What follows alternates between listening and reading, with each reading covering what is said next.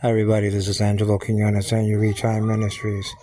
I Ministries is designed to give you dependable and accurate answers that come straight from God's holiness power of Bible. I have Anna Devane here. Hi, Ann. Anna Devane, my baby, my special child, and I'm just being a little authoritative. Right, my love? Okay, so anyway, I'm trying to placate my daughter. Please be very patient with me, guys. This is not a normal study in church like I used to do. Okay, I remember the last study I did in a church in the United States of America had to do with John chapter 1 in church. And although there were some kids there, in the Temple of the Living God in Far Rockaway, there were some kids there and stuff like that, but they weren't babies, they were just kids. And so at one time I said Moses, and then I forgot his name. Was it Anthony? Maybe he was like 5 years old, the cutest, like Spanky a little bit, from the Little Rascals. He said Moses. So that's the only interruption I ever got in church. But there's a multitude of interruptions here with my special baby Anna Devane. She's a special child. She was born with a forehead smaller than others of her age. So that's what's really causing her to act like a baby even at the age of 4. She's just a darling, almost age of 5 though. She's just a darling, sweet baby, and I love her. I love Anna. Right, Anna, my love, I love you. I love you, my love. Now let's go to the Gospel Katalukan in the English, and I think this is let me see if this is the NIV here, because the both apps look alike. So yeah, this is the NIV. Because I gave the NASB a lot of chances in this Anastasis series, the Resurrection of Jesus series. Actually, it's called in Greek Somatika Anastasis tu Jesu Christu Heimon Kuriou, right? The bodily, and put a ta there, the bodily, with an omicron, the bodily resurrection of Jesus Christ our Lord. Okay, our Lord, Heimon Kuriou. And that's the full title of it. But it's really it's called the series is called Anastasis, actually, the Resurrection series. And we looked at so many verses of scripture, I can't really, go back and tell you what we looked at. Just look at the series. It's a very interesting series. But I will tell you, the last few studies before the ones that I did now on Luke and John, chapter 24 and chapter 2 respectively, hi my love, okay, had to do with the apparent contradictions of angels and Marys, and what time does the story of Jesus talking to Mary fit. I mean, that's very, very hard. It was very, very hard to put that together. Because you have to read all the 4 Gospels and put it together. Very interesting study. That section, which is a subsection in the series, or the Anastasis series, Resurrection of Jesus series, actually is called Angels and Glory. Angels and Glory. So just check that out. All right. Now, and there's 10 pieces of evidence that I present in the court of God. Okay. And he's the prosecutor. Okay. He's the district attorney. He's the jury, okay? He's the executioner, right, my love? And so that's just the deal. So, I mean, there's 5 pieces of evidence of the death of Christ, and 5 pieces of evidence, main pieces of evidence that have to do with the bodily resurrection of Jesus. Hi, hon, my love. Now, she had food, so she's about to go to sleep, so she's going to be chirpy, and then I could do a part 2. I just hope that this could last, a while. That there could be a good part 1, and then I'll add a part 2 when she's sleeping, when she's out of the house tomorrow, So that's just the deal. Time is of the essence. We don't have time to waste. We just don't. I'm a love. Daddy love you, my love. When I cough like that, she chuckles, You see? Well, guys, this is the coup de grace. This is the key. Right, my love? Now, verse 39 of chapter 24 of the Gospel Kata Iwanin, or actually Katalukan, says this: Look at my hands and my feet. It is I, myself. Touch me and see. A ghost, now that's a very old German word for spirit, okay? It's here in the NIV. It's very, very, very, very rare to see that the NIV uses an old word like this. I mean, they use marsh also, but still, A ghost does not have flesh, Greek word sarx, and astea for bones in the plural, as you see I have. Echo. Okay? Or some form. We'll check out the form. Now it says over here, my hands, I believe that's tas cheras mu, and my feet is actually tus padas mu. Mu means my, M-Y in Greek. Okay? Now, over here, Jesus is showing them the body that he had as a birthday suit, and the only body he ever had continuously. It's not a new body that was given to him by the Father or produced by the Father. It was not another body that Jesus appeared in just to show his disciples that he was risen from the dead. That doesn't make any sense. Just use the one that you have. Okay, you don't go to court, presenting, evidence that has nothing to do with the case. Okay?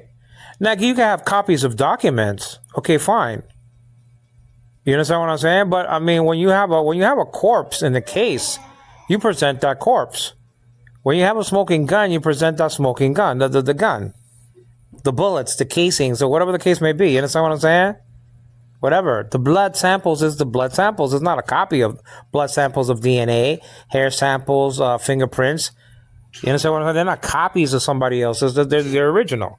Now, documents, okay, fine. Maybe you don't have the originals, and you have all you have is copies of property disputes and stuff like that, settlements or whatever. Okay, fine. But we're not talking about that. We're not talking about pieces of paper. We're talking about we're talking about the greatest evidence. Hi, my love.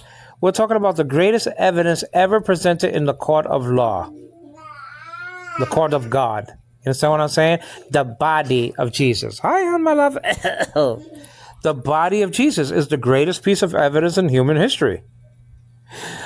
The resurrection of Jesus is the capstone of Christianity. Remove it and all else crumbles. It is the singular doctrine that elevated Christianity above all the pagan religions of the world. End quote. Okay. That comes from CRI when CRI was CRI and not playing around. You understand what I'm saying? At the same time, they sent me a Trinity document. That was CRI at its best, as fine as now. Come on, man. Eastern Orthodox Church and all this hogwashing and hanky panky. You understand what I'm saying? No pun intended, because everybody knows who I'm talking about. Okay. Now I intend, Lord willing, we shall do this and that, to upload an interview done by CRI that was given to CRI. It was done between Norman Geisler and CRI. I'm not going to throw the baby out with the bathwater. It's the greatest battle for the resurrection, or the bodily resurrection of Jesus ever made. Ever. I heard thousands of messages, and never did I ever hear. I'm not talking about maybe Martin Lloyd-Jones, a message like that, or whatever the case may be. I have to give him a chance because, I haven't heard everything of Martin Lloyd-Jones. So I understand that something that he did could be greater than that. But the thing is that Norman Geisler really did a great job in answering questions and disputes of Jehovah's Witnesses, in front of the person that was interviewing him from the Christian Research Institute. Again, when the Christian Research Institute was really an apologetics ministry against cults and sects. You understand what I'm saying? Sections and sects like that, false religions or whatever the case may be. Elliot Miller, Ron Rhodes, and all of that, Mary Bodine. I mean, that was the heyday. Way back, Walter Martin started the whole thing in 1960, the Christian Research Institute, and gave the keys of the car to in 1988, just a year before his death, to Hank Hanegraaff. And Hank Hanegraaff was a champion for a while, but a while is not good enough. Let's get back to this, though. We're going to look at the Greek, and what I did, I looked at John chapter 2, verse 19, in conjunction with Luke chapter 24, verse 39, in one study, in one sitting. Now, today I started just to look at each of these things on its own. Okay? I already did a sermon or exegetical commentary on the Greek of verse 19 of chapter 2 of the Gospel Kata Ioanne. Now, it's Luke's turn to be investigated and probed at and stuff like that. You understand what I'm saying? So I looked at it as a whole unit, the two together side by side, but now I'm looking at it individually. Hi, my love. Let's read it again. It's quite clear. We're going to look at the Greek. Look at my hands. It says over here, this is an imperative. Look. Actually, I think it's idete. Look, or see is an imperative. You have a few imperatives over here, which is the mood of command. Look at my hands and my feet. Hi, my love. It is I, myself. That's an adjectival intensive. It is I, myself. Okay? Altos is there. So that's an adjectival intensive. Touch, that's another imperative. Touch me. And see, and that's another imperative. A ghost does not have flesh and bones as you see I have. No, they had every right to investigate his claims. It could have been a ghost. It could have been a hallucination. It could have been a mirage. It could have been a ghost. We have to test spiritual experiences. We just don't take everything at face value. I'll give you an example.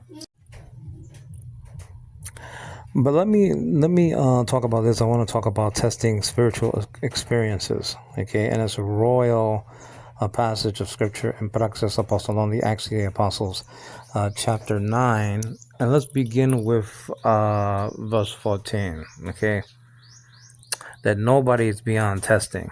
It says over here, and he has come. Ananias is speaking, and he has come here with authority from the chief priests to arrest all who call on your name. Now, what's the deal? What's going on over here? Well, I mean, Ananias received a message from Jesus Christ to go and heal, Saul. Now, Saul was going all over the place, arresting people and then dragging him to prison and things of that nature. And Ananias had every reason to challenge, the message that he was receiving. But look at the authenticity of the message. In the next verse over here, it says, this is recorded. But the Lord said to Ananias, go. This man is my chosen instrument or vessel, says another translation, to proclaim my name to the Gentiles and their kings and to the people of Israel. Verse 16, it's the coup de grace. I will show him how much or how many things he must suffer for my name. There you go. That's Jesus. That's Jesus. Now that Saul, is going to be glorified. Not that he's going to be puffed up. Not that he's going to be made into a great leader. He was going to be made into a great leader, but he had to suffer. There you go. That's Jesus. That's the Jesus that I want to hear. That this Saul of Tarsus is going to suffer for Jesus' name's sake. That's not Satan speaking. All these things I will give to you if you will bow down and worship me. See, that's the devil. You understand what I'm saying? These things will not happen to thee. That's the devil again. You understand what I'm saying? Matthew chapter 4, Matthew chapter 16. But all these things I will show him, so he has to suffer. You see, I just wanted to speak about that nobody is beyond testing. Nobody is above, being tested as we are commanded to do. In 1 John chapter 4, verse 1, it says, test the spirits to see if they're of God. So everybody has to be tested. And the Lord was tested. Ananias had every reason to test the vision. You understand what I'm saying? It was authentic. It was Jesus. And he was telling Ananias, don't worry about it. Go and heal him. He ain't going to do nothing to you. He's going to suffer for my name's sake. That's just the deal. And my baby's about to cry because she's about to fall asleep. And unfortunately, when she falls asleep, like 3% of the time, that she falls asleep, she does not cry. and even less than that, probably 1%. The other 99 point something percent, she cries. Okay, so maybe because she had a seizure before and she's scared of those, and thank God she hasn't had one in about a year and a half or something like that, or whatever the case may be. So I think that's where I know my baby like the back of my hand, Anna Devane, praise God. And they always say that God gives special children to those that He can trust, and that's a very beautiful saying, Okay, everybody. Now that I unlocked my phone, let's continue this in part two. Let's look at the Greek like never before. It says over here, S-E-E. Okay. Idete. Idete comes from horao, not the stem though. It's a different stem when it has to do with the present tense stem. And it's like that with horao. Horao is one of these strange constructed words.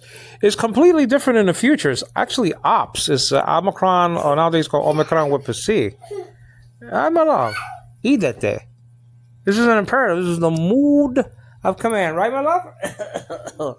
This is the mood of command. Idete. But you see how different it is from not the original stem, but the present tense stem. Okay? The present tense stem. Which is very irregular. And the nominative case sometimes with the noun is very irregular as well. Idete.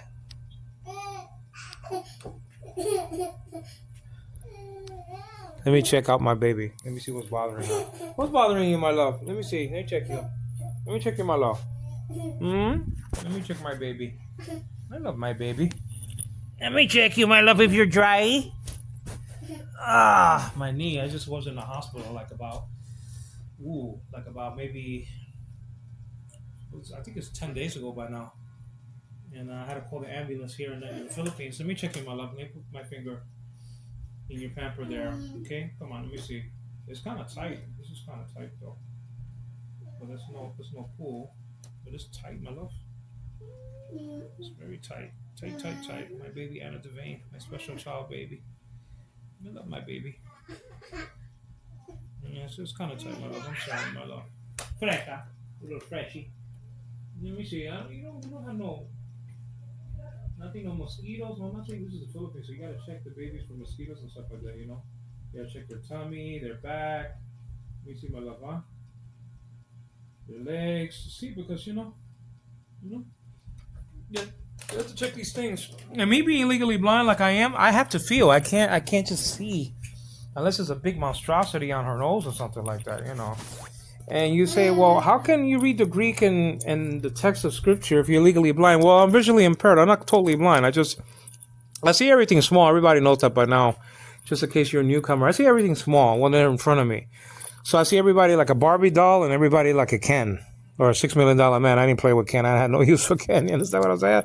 I played with the $6 million man, G.I. Joe, and stuff like that, Mascotron, all that garbage, And superheroes, Batman and Superman and, Captain Marvel that I can't even see now, because of the false gods and stuff like that, All right, let's get back to this. It says over here, idete.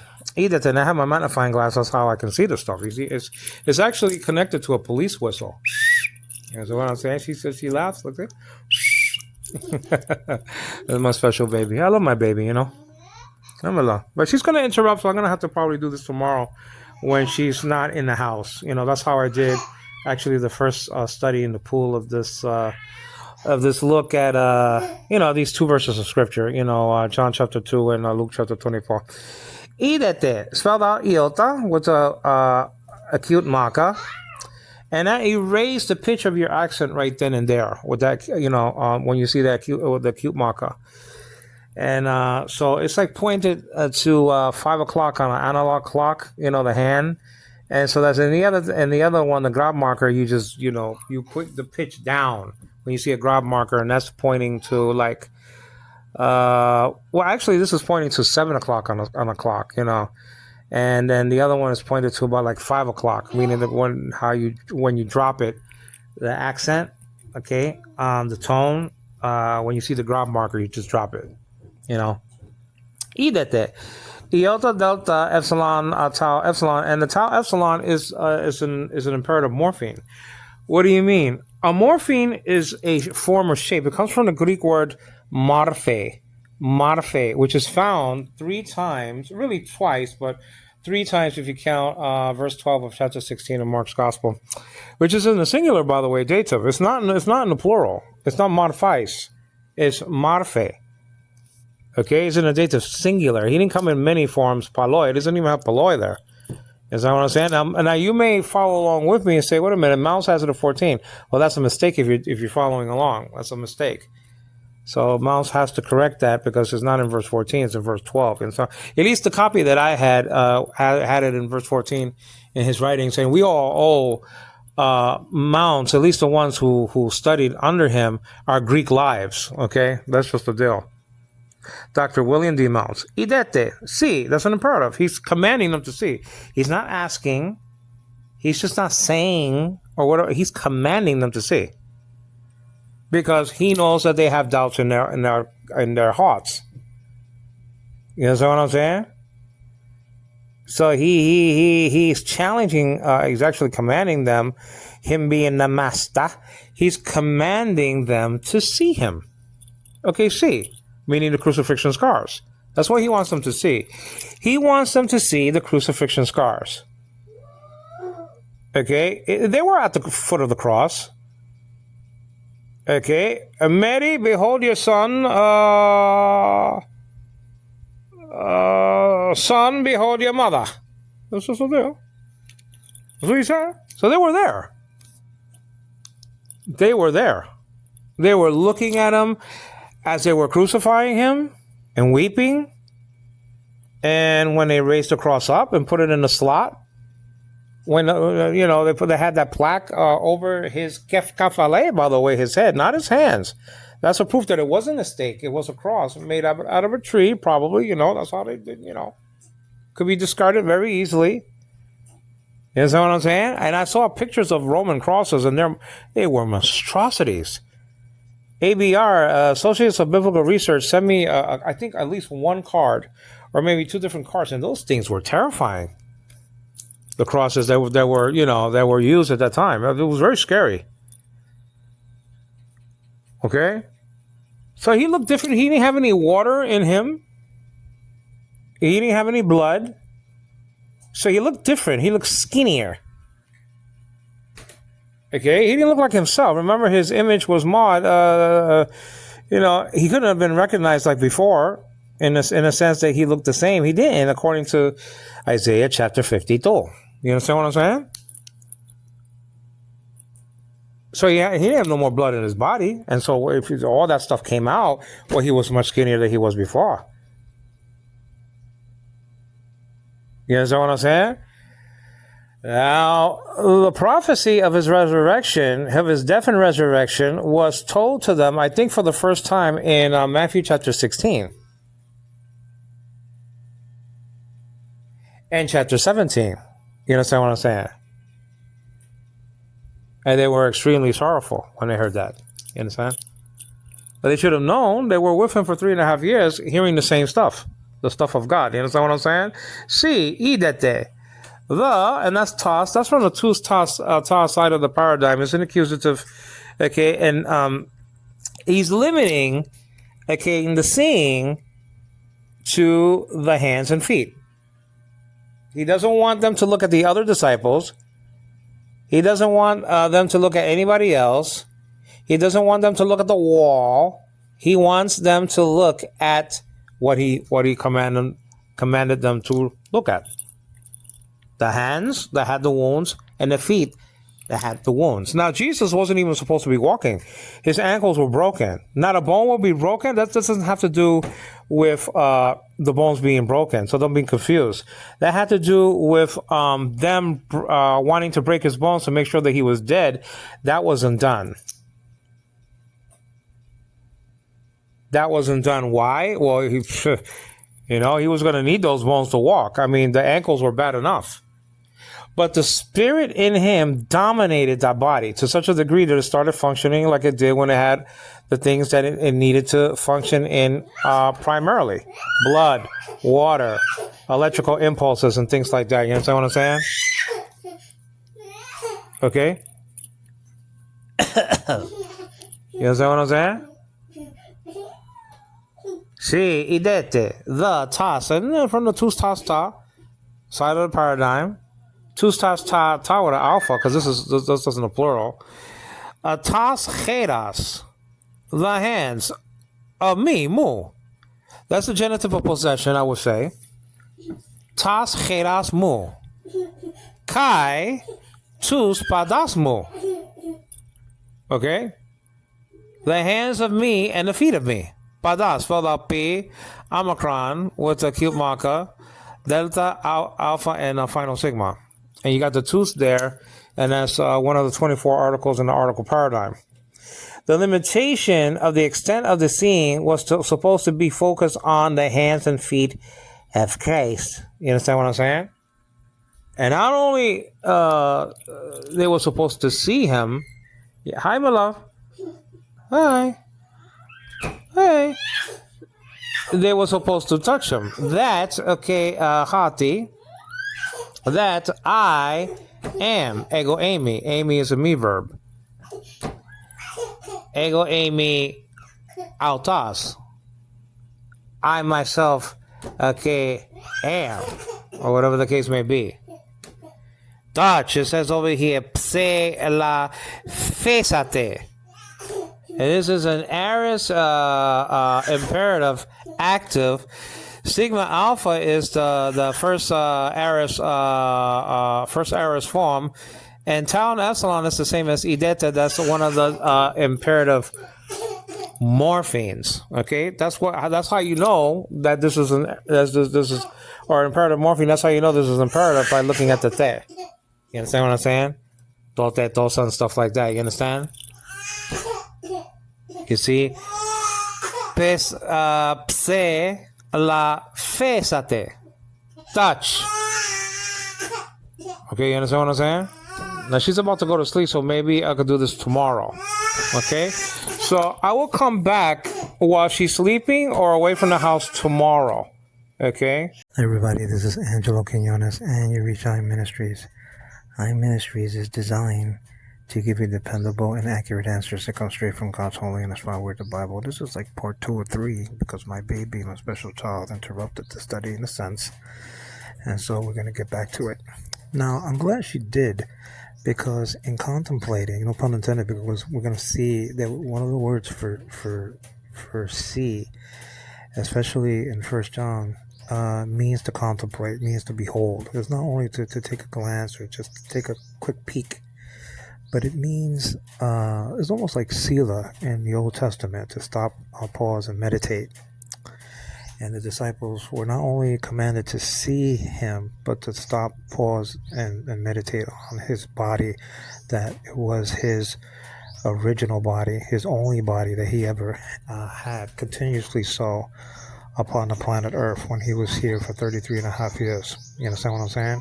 He came in a birthday suit, okay, and he took that birthday suit to heaven with him. In between time, he was crucified in that birthday suit and was raised from the dead in the same birthday suit that he had taken at Bethlehem, the incarnation. You understand what I'm saying?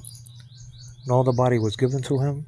He didn't come in another form, and that's just the deal. And we already not even wrestled with the fact that J.W. Mark Jackson, Mark from Missouri, couldn't even use the notes that were based upon Mark chapter 16, verse 12, and attack me with it because he had an asterisk on it, or attached to it, telling him that wasn't even part of the original. Okay, you understand what I'm saying? It's not a part of the best manuscripts that we have of Mark. Now, let's read this, though. Now, we went to the Greek already, okay? Some of the Greek words that are found here are recorded in 1 John chapter 1, verses 1 and 2. So, okay, so we're gonna see that. Now, remember, in my first initial study, okay, after the sub-study of Angels and Glory, where I come up with the evidence that there is no contradiction of angels and angels speaking And I give you the evidence of the death of Christ and the resurrection of Christ based on a court of law, a court of God, exhibits from A to J, 1 through 10. And if you're interested in that sort of thing, making sure that we can understand and teach that there is no contradiction, okay, between the Marys that went to the tomb, how many angels were there, and all this, and it could be presented to those who are teaching otherwise, that there is contradictions in the Bible, but there is none. It's called Angels of Glory, and it's a subsection in this overall study of the Somatika Anastasis tu Jesu Christu Haimon Kuriu. The put a ta there, you have to put a ta there before Somatika. The bodily resurrection of Jesus Christ our Lord. Okay, that's the main title. The subtitle, the main title, if you were writing a book on this, would be Anastasis, the Anastasis series. Okay, that's just the deal. Great Resurrection series, if you will. Now let's read this as my baby is, she's sleeping. So that's a participle, you understand what I'm saying? Look at my hands, said Jesus, and my feet. Okay, the Greek is tas cherasmu kai tus padasmu. Okay, and my feet. It is I myself, ego eimi autas. Touch me, that's an imperative. Touch me and see, and that's an imperative. A ghost, that's the old German word for spirit.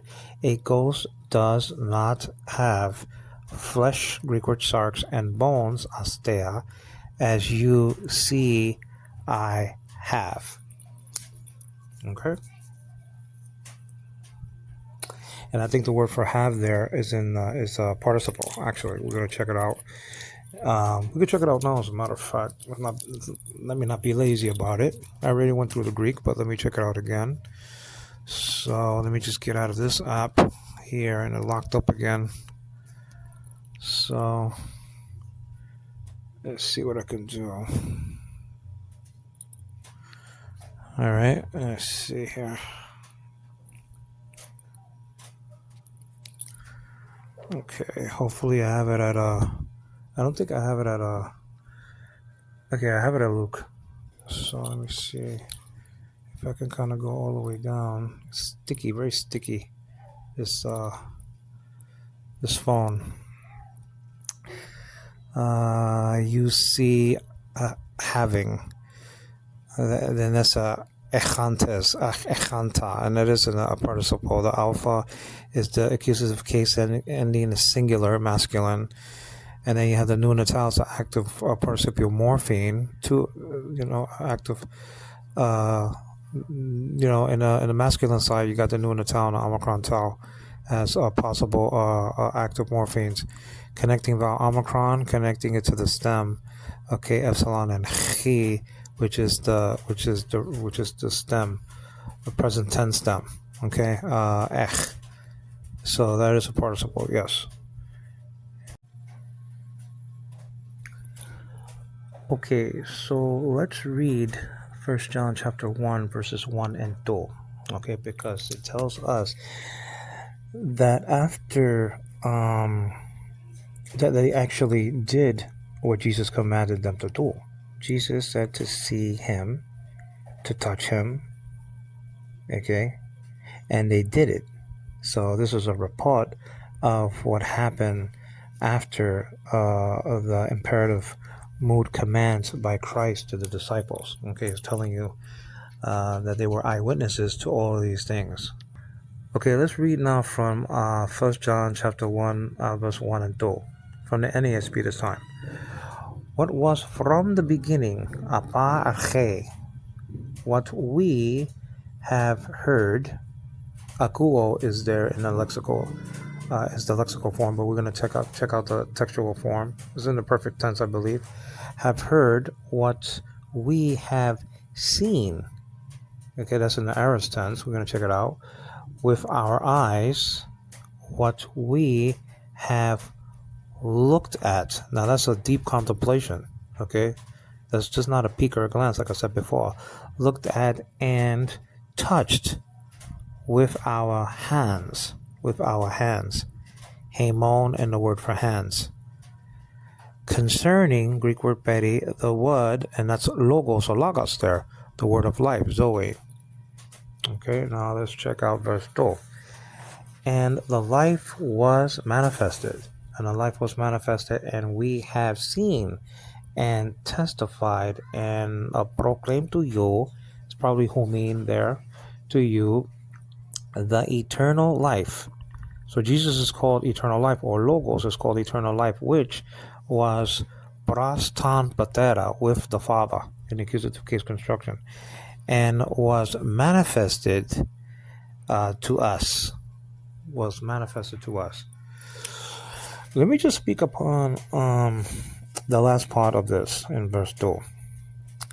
How can Jesus be logos, aka, and in other scriptures called the Son of God before the incarnation? Well, there is no scripture that says that he's the Son of God before the incarnation. Okay, let me give you an example of what's happening here, what was reported. John is speaking in his present tense, in his time, I should say.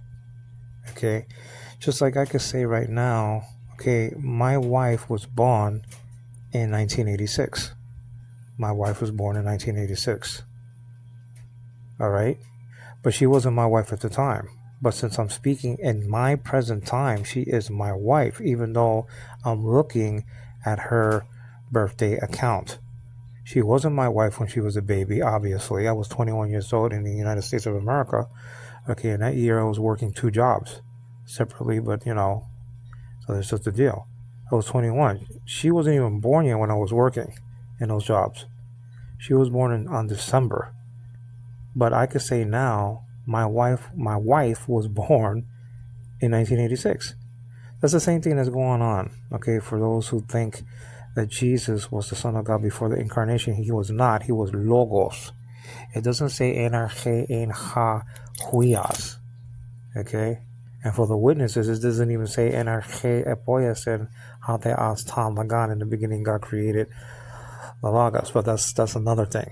It doesn't say those things. And I cooked up 5 or 6 best case scenarios for the so-called Jehovah's Witnesses that are not in the Bible, based on John chapter 1 verse 1, contrasting those invented things, comparing to what's actually there in the Greek. And achi ino logos ke o logos in proston te on keteos ino logos. You understand what I'm saying? That's what's there. It's not in the beginning was Michael, in the beginning was the Son, in the beginning was the angel, and in the beginning the word emerged, aganatal, anything like that. But let's hold on to this. Okay. So let me get back to verse 1. Just over here very clearly, it said what, and that's a nominative neuter. Okay. Relative pronoun ha. Okay, it looks like an article, but it just has a grab marker, I believe. You understand what I'm saying? Anyway, articles are weak demonstratives anyway. You know what I'm saying? So anyway, this is a relative pronoun behind the text over here. What? Some translated, that, or whatever the case may be. You understand what I'm saying? What was, Greek word ein, from the beginning, apa arche, from the beginning. Okay, what we have heard. That's one sense. That's one way of studying, is to be a listener learner. What we have seen, that's another way of learning. Visual learner. You got those. With our eyes. So the physical eyes of the disciples saw Jesus. And then they were hearing Jesus give commands and orders. What we have looked at, meaning a deep contemplation, you understand what I'm saying? And touched. See, that's another type of learner. hands-on type of learner, touching an engine of a car or whatever the case, or a train or whatever the case may be. Those are different kind of learners. Seeing learners, visual learners, acoustic learners, and hands-on experience learners. You understand what I'm saying? Now, did Jesus mean it to be like that? Was Jesus? Oh, obviously, he knew that, but did he do that because there are different kind of, people who learn in different ways? I don't know. It says over here, our eyes. Let me see what we have looked at and touched. So they touched him with our hands, he says. Now remember that Jesus told the disciples to touch his hands and feet, to see his hands and feet, and to touch. So they have to touch by using something, so they use their hands. So it was a hands to hand. It was hand to hands and hands to feet experience. Eye to body experience also. Ear to mouth experience. In other words, our eyes, what we, the disciples, we have looked at and touched with our hands. So not nobody else's hands, but our hands concerning Greek word peri. So it's a preposition, the logos, the word of life. Zoe is the word there. That's feminine, as a matter of fact. Now, these words are very important. Okay, when you go to and this is just a quick glance at it. When you go to chapter 5, you understand. When you go to chapter 5, it's going to tell you that Jesus Christ is the true God. It says in verse 20, it says, "And we know that the Son of God has come and has given us understanding, so that we may know," that's a subjunctive, "we may know him who is true, and we are in him who is true." So Jesus is called true here also. In his Son, even spells it out, in his Son Jesus Christ. This, not that, not a far demonstrative, but a near demonstrative is used. Hutas is used here. The rule of hutas that it takes the nearest antecedent. Okay, the nearest antecedent to hutas, you understand, is Christ. Christ is the nearest. Okay, the word Christ is the nearest antecedent to hutas. Now, the rule of hutas is that it takes the nearest antecedent, like hutas takes the nearest antecedent. Okay, way back in John's Gospel, chapter 1, verses 2 and 1. Hutas is there in verse 2, taking the nearest antecedent, logos, not the farthest antecedent, okay, theon in John 1:1b. Ekenos does the opposite. It takes the farthest, it's a far demonstrative, and it takes the remotest antecedent. When I have a remote control for the TV, that is saying that the control that I have in my hand is remote. Is in other words, is a control for the TV, but is far from the TV. Compared to the TV's controls, the remote control is farther away. Okay, when you use the TV's control panel, whatever the case may be, you're using near controls, the nearest controls to the TV. When you use a remote control, you use the far away controller, if you will. You understand what I'm saying? It's the same thing with Ekenos and hutas. Ekenos uses Ekenos, stands for the remotest antecedent, or it's a far demonstrative.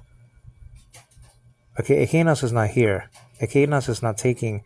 Okay, Ekenos is not here. If Ekenos was here, then it would leap over. Okay, Christ's the word for Christ in Greek, and would head on most likely to Theos, which is the Father.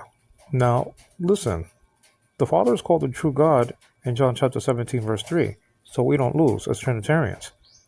But there's another scripture right over here that teaches clearly, plainly, cogently, and correctly, and gloriously, that Jesus Christ our Lord is also the true God. And I'm not going to stay with this. I mean, I did a whole bunch of studies on it in the Trinity package. Jeremiah chapter 10, verse 10 says that the Lord is the true God anyway. That's what it says. So, witnesses can't beef, whine, and complain about it because they straitjacket Jesus, wrongly so, but they straitjacket Jesus to be only Lord in 1 Corinthians chapter 8, verse 6. So what are they beefing and whining and complaining about? The Lord Jesus Christ being the only true God here. So there's a verse of scripture that says that Jesus is the true God, and there's a verse of scripture that says that the Father is the true God. Why not leave it at that? What did Jesus ever do to you that you hate him so much at the tower? You understand what I'm saying? That's a question that I would like to ask the witnesses. I know that the tower hates you because they call you the other sheep, but don't hate Jesus and his deity, okay? And one of the essentials that you have to believe in before you die, okay? Just because you're not used to the teaching that's in the Bible. All right, so let's get out of that here. But I have studies on this, so I'm not going to stay with that. That's not the topic. The topic is that Jesus used imperatives. He used around 2 or 3 in Luke chapter 24, verse 39, and he commanded the disciples, and he challenged them at the same time to understand he wasn't just a ghost. The evangelical church, okay, 10% of the church, forget the Jehovah's Witnesses, man. They're fighting a losing war. They're going to be in a lake of fire if they don't repent. Forget about them. We have to think about us also. Not only them and people like that. We think about them and we preach to them and teach them and stuff like that. We have to clean our own skirts. In the 1990s, the evangelical church, you understand what I'm saying? Didn't believe, 10% of the church did not believe in the physical bodily resurrection of Jesus. That's too much. That's 1 out of every 10 person in the pews that doesn't believe. If you have 100 people in the church, 10 doesn't believe. If you have 1,000 people, 100 don't believe in the bodily resurrection of Jesus. You understand what I'm saying? Now, if there's 2,000 in the church, that means that 200 doesn't believe. Let's go even higher. This is really a mega church like the one like in Texas, like I said before. Let's say there's 10,000. You understand what I'm saying? I don't want to sound like Abraham, I'm the opposite way. You understand what I'm saying? But if there's 10,000, you understand? In a big mega church, 10,000. 10% of 10,000 is 1,000 people who don't believe in the bodily resurrection of Jesus. And it can go on and on and on with the tares in the midst of the wheat, the goats in the midst of the sheep. You understand what I'm saying?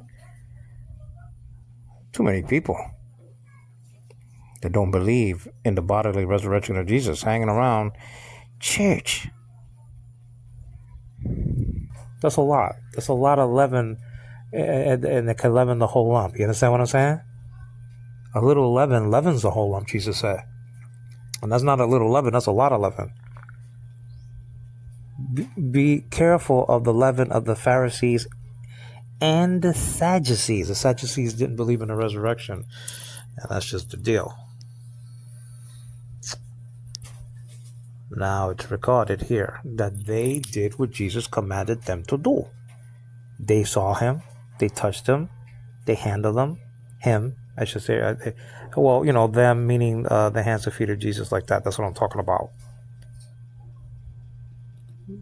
Okay? They touched him, they handled him, they saw with deep contemplation and thoughts him. Let's get to the Greek. Now, remember, this was the full Greek construction, so we had to get to the Greek. You understand what I'm saying? Because there are not enough people. Now, I don't know why I'm doing that, because actually I hid all these apps from my son, and so now I'm not really used to. Now, I think I didn't put all of them up here, though. Let me see. I still have some, hanging around. But let me get it over here. This is the one I want to see. Now I want to get out of Luke's gospel. Let me just stay here for a little, refresh our minds.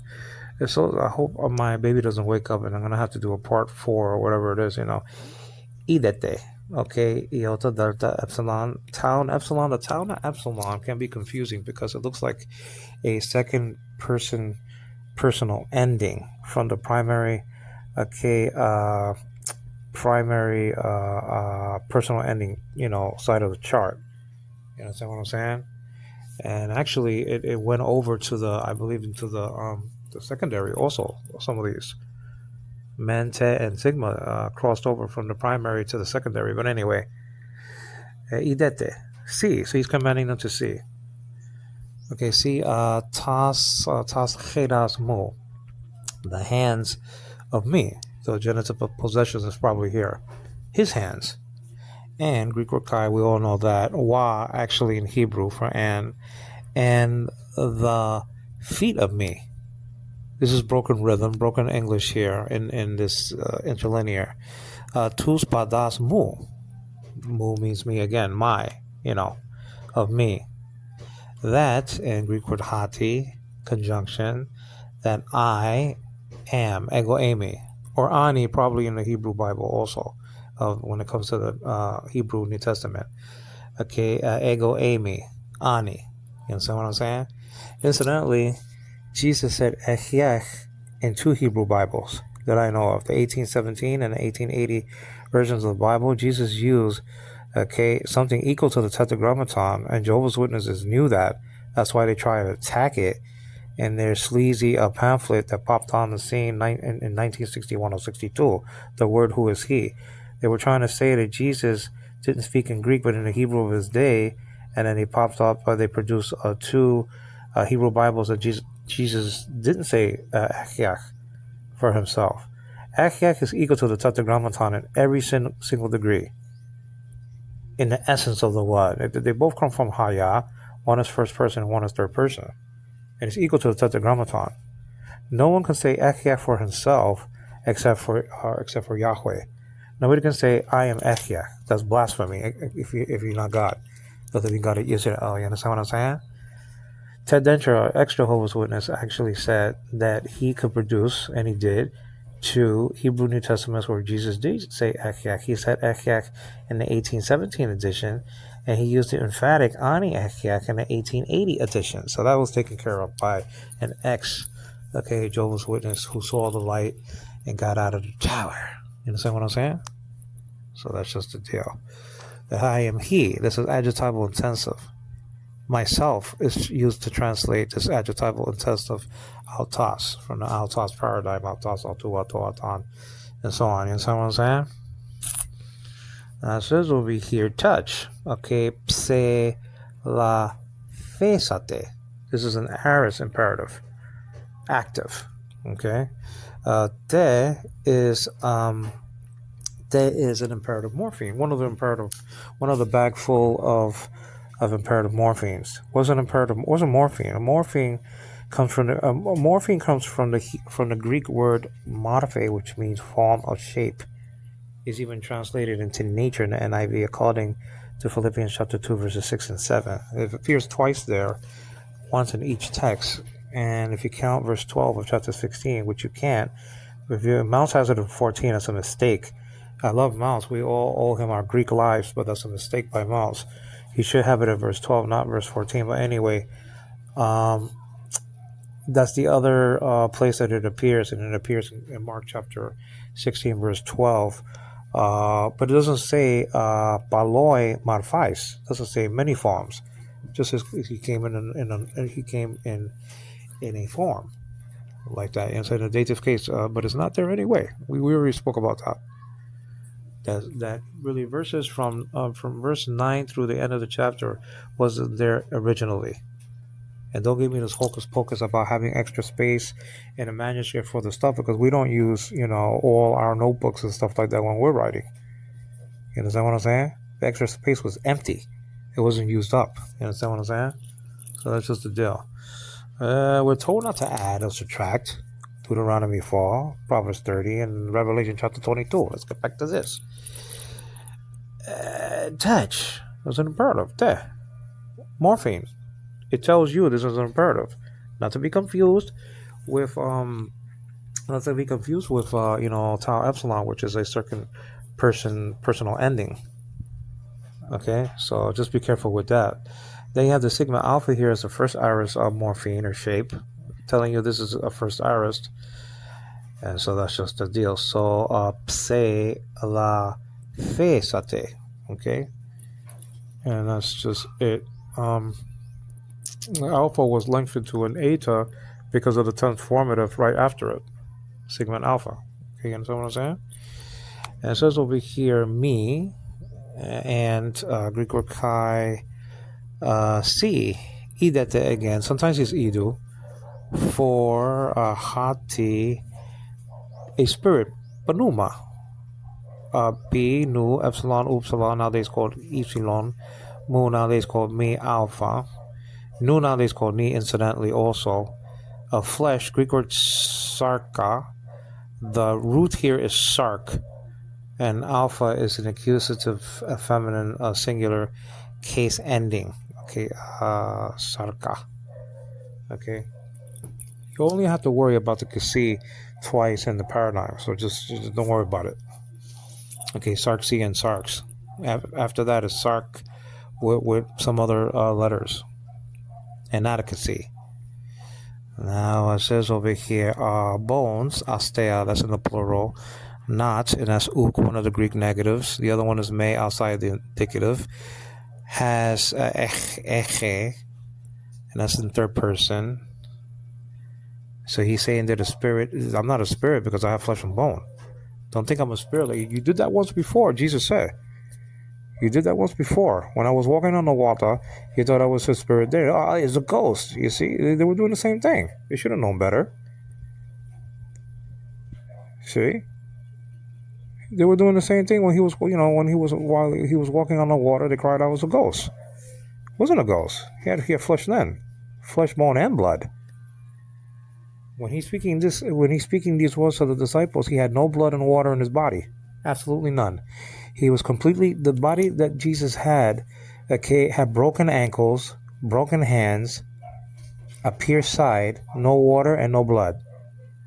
And no electrical impulses moving the body, no transportation system, no nothing. So why can't it function the same way? Well, function the same way because the spirit in him was dominating the flesh. So it made it operate, meaning the soul of the body like it did before. It wasn't dependent on the natural to function. That's what I'm saying?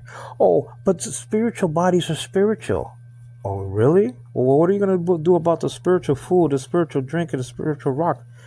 Written and recorded in, what is it? I think in verses 3 and 4, chapter 10 of 1 Corinthians. What are you going to do about that? They're called spiritual. All of those three things are called spiritual.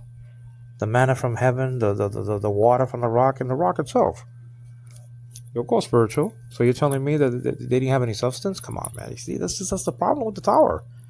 They're so stuck up with their magazines and pamphlets, they don't read nothing else. They only read one scripture from a text, take it out of context, and then, they shoot themselves in the foot. They usually stab themselves in the neck by writing, The Truth That Leads to Eternal Life in 1968, chapter 1. They don't even mention Jesus in chapter 1 and chapter 2, basically. They don't even mention Jesus' name. In chapter 1, I know it's not even mentioned. How can you have a book that leads to eternal life, the truth of it, if you don't even mention Jesus in chapter 1? It's ridiculous. Jesus is mentioned in chapter 1 in all of the books of the New Testament, basically. Maybe there might be a couple that don't mention him right away, but still. See what I'm saying? There's a book in the Old Testament that doesn't even mention Jehovah's name. Can't people want to complain?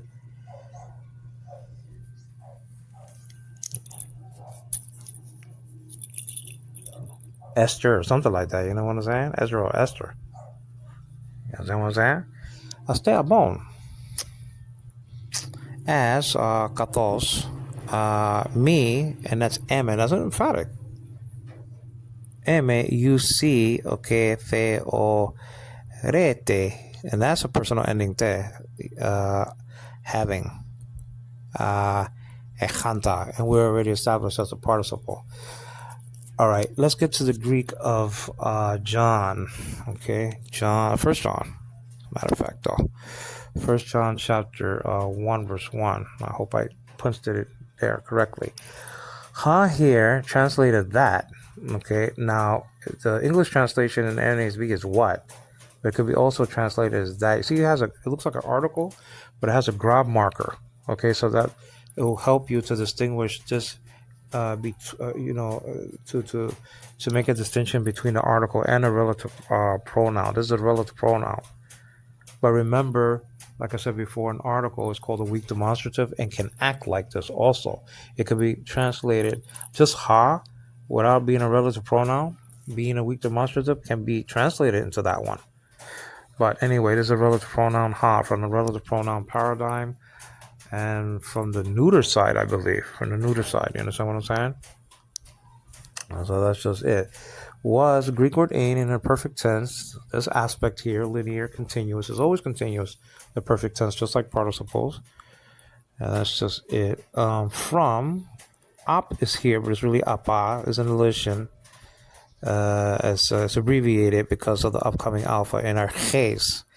And that's in the genitive, though, arches. Arches. So it's actually arche, arches, arche with a Yoda subscript, John 1:1, A, and archein. That's the paradigm. And then you have the plural part of the paradigm, and that's recorded in, I believe, in verse 10 of chapter 1 of Hebrews. You see a plural there. In the beginnings, Jesus was. In the beginnings. He created stuff, you understand what I'm saying? That's what's in the beginnings. It's actually in the plural there. You understand what I'm saying? But anyway, over here says ap or apa arches. Okay, from the beginning. From the beginning. And it has ha again, that which we have heard, meaning the voice of Christ, our Lord. We have heard. Now this is an RIA. This is a perfect indicative active. Perfect tense has to do with a completed action, whose fruits thereof is felt at the time of the speaker or the writer, and may be applied to us. Okay, we know that the blood of Jesus shed on Calvary's cross is applied to all humanity according to election throughout, it's going to be throughout the ages until Shiloh comes back. You understand what I'm saying? So that's just the deal. So it's not only applied, the blood of Christ and things like that he did is not only for the disciples, but it's for us also. You understand? And I have others that are not of this fold that have to be called out, Jesus said. You understand what I'm saying? For the whole world. It doesn't mean everybody in the world. It means all the languages, tribes, and nations. You understand what I'm saying? And they were all there according to Revelation chapter 4, praising God. You understand? We have heard. Ake ka amen. Ake ka amen. Now, in perfect tense, some people teach it as just kappa, the perfect tense morpheme, and some people teach it as kappa alpha. But there's an omicron here between the kappa and the alpha. So that might be just for pronunciation purposes. You see a kappa and the alpha, not like this together in an upcoming what? So you have the personal ending men here, which has to do with the primary active, with the primary personal ending side of the chart, because it's in the perfect tense. Even though it crosses over to the secondary, you don't say this is secondary here, because there's no crossing over. This is not passive. Okay, I'm sorry. It's not secondary. You just say it's not a secondary personal ending, because it's the perfect tense. The present tense, perfect tense, and the future tense can only take primary active personal endings, whether they be active or passive. That's what I'm trying to say. The aorist tense and the imperfect tense can only take secondary active, middle, or passive personal endings. I hope I got that right. We have heard. So this is in the perfect tense. Okay? We have heard. Now this message, okay, is even fruitful at the time of the writing of this, and applies to us. They're witnesses to his bodily resurrection, you understand? And they heard him say what, and they wrote it down by inspiration. So I mean, it applies to us. The testimony is not only for the disciples; it's not kept secret for them. It's for us. So it's in the perfect tense. It's not just a completed action like the aorist can be, and it's just a simple completed action, and that's about it. You understand what I'm saying? This is more fruitful. I call it the fruits of perfection, of the fruits of a completed action. You understand what I'm saying? That you can take the bite of the fruit even to this present day. You understand what I'm saying? And enjoy and apply the things that are said. We have heard. Okay. Now the lexical form is akuo. I hear. Akuo. Akuo. Akuo. Akeka, amen, is in the perfect tense because of the kappa and the alpha, and that's probably. I don't understand why they said because they don't like the stuff, the Greeks. Okay, so that's very surprising. It's not really surprising, but I'm just saying it's sort of a contradiction. They don't like the but they have it here. Akeka, amen. It's sort of a nice way to say it, akeka, amen, but you could say also akekamen. That's all. There's a reason why they have the Omicron there. I mean, you just look at a book by Mounce, the morphology of Greek, and maybe he'll have an explanation why there's an Omicron there. But anyway, akekamen, and my baby's waking up. We have heard. So we have heard him, in other words, give us the imperatives to see him and to touch him. You understand what I'm saying? That which, and ha is there again, that's the third time it's found, that relative pronoun, we have seen. And that's in the perfect tense. He o ra kamen. You see, it's not a he o ra ka amen. See? So I don't know why they did it above and they didn't do it over here. Now, the men is here. Okay, so that's the we part of the what? Okay. Boyomen means, that's a subjunctive though, but let us make. And it's found and recorded several times in the New Testament for Peter saying that, okay, to the Lord, let us make 3 tabernacles, one for Joel, one for Elijah, and one for Moses. You understand what I'm saying? The same thing is recorded before that, hundreds of years before that, you understand, by God, let us make man, boyomen. It's a subjunctive really of exhortation. But if it was a subjunctive of a command, so what? We see that, and it's not, but if it was, so what? I'm ready for that also. Because Jesus commanded the Father to give him his glory back. That's an imperative mood in verse 5 of chapter 17 of the Gospel Kata Ioannin. That's an imperative. And not only that, the Lord's Prayer are full of imperatives for us to, is watered down, entreat the Father, or really command the Father, because he wants us to have such faith like that. My son could command me to do anything he wants me to, if it's according to my will. Sean Donnelly, if he comes here commanding, if I promised him something and he commands me to do it, not in a sexy, sassy way, but in a respectful way, well, I'm going to honor that petition. I think that's the sentiment. And so what I'm saying? But anyway, we have seen. With the is twice. Okay, with the. With is one of these keywords for the dative. The case of interest, Manti said, you understand what I'm saying? We have seen. Reduplicating a vowel occurs here. Heo rakamen, from the famous Greek word harao, tagged by 3708. And this could mean perception also, okay, when it has to do with verse 18 of chapter 1 of the Gospel Kata Ioanni in the Gospel of John.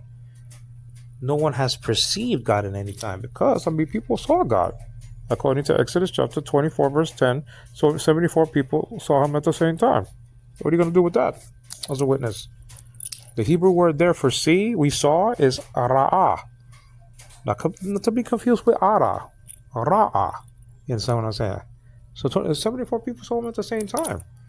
Moses and Nadab and Abihu, the 74 elders or sons of Israel, they saw the God of Israel. So what are you going to do about that? They saw he was seen in one way or another, not in his totality, because nobody could see the panim or the face of God and live. Yeah, I understand that, but they saw something of God. Can't say that nobody saw him because the angels saw him. Or chapter 18 or chapter 19 of Matthew's Gospel, they continuously behold the face of my Father. You see? And we know that the Logos was face to face with God. Proston Theon, you understand what I'm saying? So he saw God. You can't say that nobody saw God. So it has to be perception. Nobody has perceived God at any time. But let's get back to this. We have seen with and that's toys. Now we have seen is heo rakamen. The kaplan alpha is there. The perfect tense morpheme. The personal ending men is here in the primary side of the pool. And then you got the reduplicating vowel. There's no reduplicating consonant here because there's no consonant. It doesn't begin with a consonant. If it began with a kappa or something like that, then, they'll be reduplicated to another kappa connected with a connecting vowel, epsilon. You understand what I'm saying? Where you have vocalic reduplication over here. Vocalic reduplication. And then you want to say O, so probably the A-O comes into play. He-O rakaben. You understand what I'm saying? Toys with the eyes of thalmois. Now that's in the dative masculine plural. The iota and sigma is proving that. Ophthalmos, from the Greek word ophthalmos, is an nominative. There's always an nominative in the lexicon when it comes to nouns. You understand what I'm saying? That's the heading of it anyway, you understand? Just like the present tense. And the future could be there, but the present tense heads up all the verbs in the lexicon. You understand what I'm saying? Echo and all that stuff, you understand? Eyes. So they saw him with their eyes. So this was visual. This was visual contact we have here. It's just like the Navy. It's just like the Air Force. We have visual contact. You understand what I'm saying? We're seeing Jesus. We saw Jesus visually.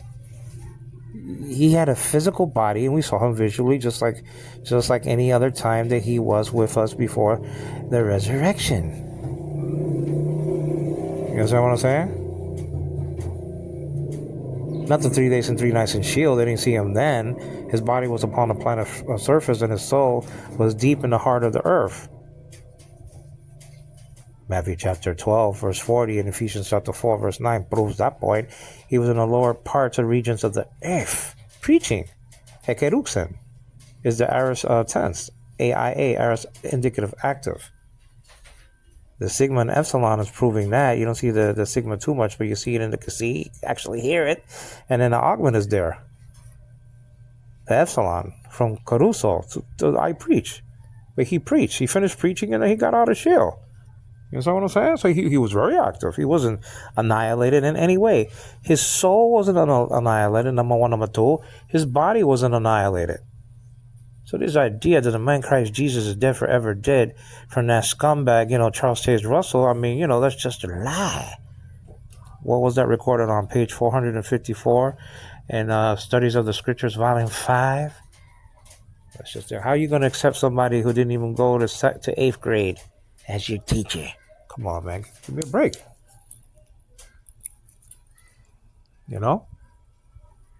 Self-appointed pastor. Got into trouble in Rochester, New York. Come on, man. You can't make it up, though. I hate these people that they have these businesses and stuff like that, and then they try to preach. Harold Camping tried to teach. He was a preacher. He wasn't a Bible teacher, and he had a construction company and he made a radio station. Okay, fine, but don't try to teach if you don't have that gift. And then Charles Taze Russell didn't have any gifts at all. Okay, you know what I'm saying? He got into trouble before camping. He, was selling clothes and stuff like that along with his daddy. You understand what I'm saying? After his mother died, and I think that's why he was so mad at God. I think because his mother died. You either take it in a good way or a bad way. I didn't start blaming God and stuff like that when my mother died in 2012 and denying his deity and his what? Not like that, though. Probably there's something in it. His mother died, and after that, it's a roller coaster ride for this Russell, going down, as a matter of fact. Continuous. It's like a participle with the punk. It's just a deal. I think he knows better now, So it says over here, eyes. Ophthalmos, eyes of us, Hamon, our eyes, nobody else. We were eyewitnesses, and that's the qualification of being of an apostle. So this that punk, and another punk. There's a lot of punks hanging around. Fred Price, say he's an apostle. But he see Jesus. I can say I'm Ronald McDonald. You understand what I'm saying? Doesn't mean I have a red nose on my face and, some bushy hair, and hair pieces and eyebrows and stuff like that, and long feet. You understand what I'm saying? I can say I'm anything I want. I can say that I'm Joe Biden. Doesn't make me Joe Biden. Doesn't put me in the White House. Doesn't change my status. I mean, I love my status. I'm not complaining, but I can't say I'm Joe Biden and just walk into the White House and let me in. It's not like that, though. How much more can you not walk into the pearly gates if you're not a Christian person and you're just masquerading as one? You understand what I'm saying? Gaining proselytes and sending them to hell. Making them the child of hell than yourself. It doesn't work like that. The fire prepared for the devil and his angels will be your dwelling place, your witnesses, and Islam and everybody else. All false cults, religions, and sects. I'm just saying. That's just it. Now let's just keep on going on. Now it says that which ha is there again. So I think that's the fourth time. Lost count. We have gazed. Now that's a deep contemplation. It says over here, sa meta. That meta is passive though. Middle is middle here. Meta. Metasteunta. Right? And that's since this is an aorist, this is secondary.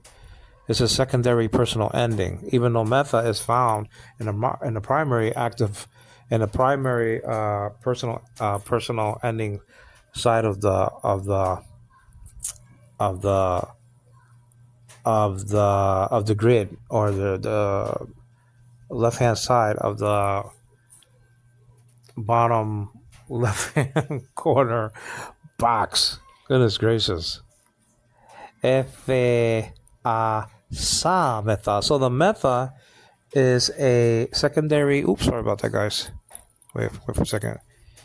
Let's work backwards. Let's parse this backwards. Let's break it apart.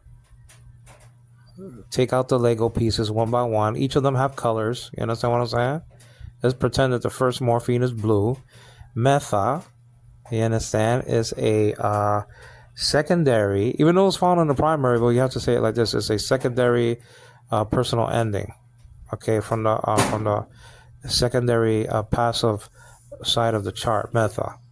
Now the sigma alpha is an aorist morphine, and thea here is the root. Okay, the root, thea. It means to gaze or to contemplate, to see, like that.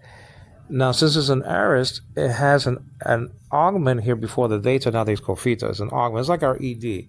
They put in the beginning sometimes in these forms. Epsilon. It's like our ed. They just put it in the beginning. They have eds all over the place. Here, you see, the sigma and alpha can be like an ed clue. The epsilon can be ed clue. The stem itself, can be ed clue. You understand what I'm saying? So that's just it. Now I have to hurry up because my baby's waking up. And Greek word chi, the chi, and that's feminine. That's nominative. Hands, cheras. and hands. Now, isn't the accusative case, okay, in Luke chapter 24, verse 9? Over here is a nominative case. Okay, there's a limitation to the investigation found and recorded to only the body. Remember, the accusative case is the case of limitation as to extent. So the extent of the investigation was supposed to be only toward the body of Jesus. Over here, there's a report about it, about what happened. So the hands, cheres is mentioned here. Hands, cheres. You understand? And of us, I have to go, guys, Hamon, of us over here. Now, us means us. Hamon is also found and recorded for, let us make in the Greek Septuagint. Okay, Hamon, all across the board. So us is us. There's no plurality of majesty over here. You understand what I'm saying? Have handled is epse la fesan, or touched, and that's in the aorist, actually. AIA. I have to go, guys. Epsilon is here before the PC, and there's a sigma alpha here as the aorist morpheme, and that's just the deal. But I gotta run. I'll try to get her to her grandmother's house, and we can finish this at a later time. Okay? I gotta get my baby milk. This is Angelo Quinones. Okay, this should be the last part, if the Lord will. Greek word telo, right? Aeon, throw an aeon in there, or a. If then, protasis and apodosis, My daughter is here, but I'm in another room, so hopefully she behaves herself. Actually, it's the afternoon, so that's just the deal. Now, we all have to be patient with her because, patient is the fruit of the Spirit, and it's one of the fruit singular of the Spirit. So that's just the deal. Anna Domain. Anna means grace, by the way, or beautiful. Sean, the name of my son, means God is gracious. So even though I got him from General Hospital, the soap opera, General Hospital, Anna Devane, Sean Donnelly, Robert Scorpio, those are beautiful names, Sean and Anna, Okay, so this is part number, I don't know. Okay, it could be 4, it could be 5. My daughter's still with me. She's not at her grandmother's house, and she's not sleeping, so she's awake. And I just gave her juice, and I just changed her about an hour ago. I just checked her; she's dry. So if she starts crying, just understand in your heart that I'm taking care of my baby. But the thing is, she's a special child, so she's gonna cry more than normal children, and normal children cry a lot. Okay, so that's just it. She's almost 5 years old, but she still acts like a baby, because the size of her head is not normal. Okay? All right, let's get to this. And Father, continuously come upon the study. Bless me with power and a recollection of things, and just a keenness and a sharpness. And may you continuously multiply the study throughout the years, even after my death. In Jesus' name. To his glory. Amen.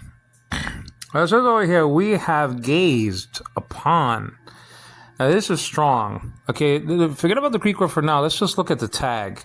Tag by 2300, and that's almost close to theos. The tag there.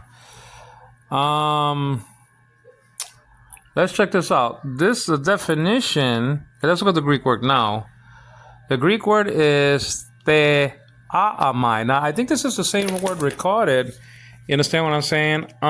For the the famous verse 12 of chapter 4 of 1 John. Actually, this book actually has the same Greek word. Now, this is an oh my word, but you know what the formula is by now.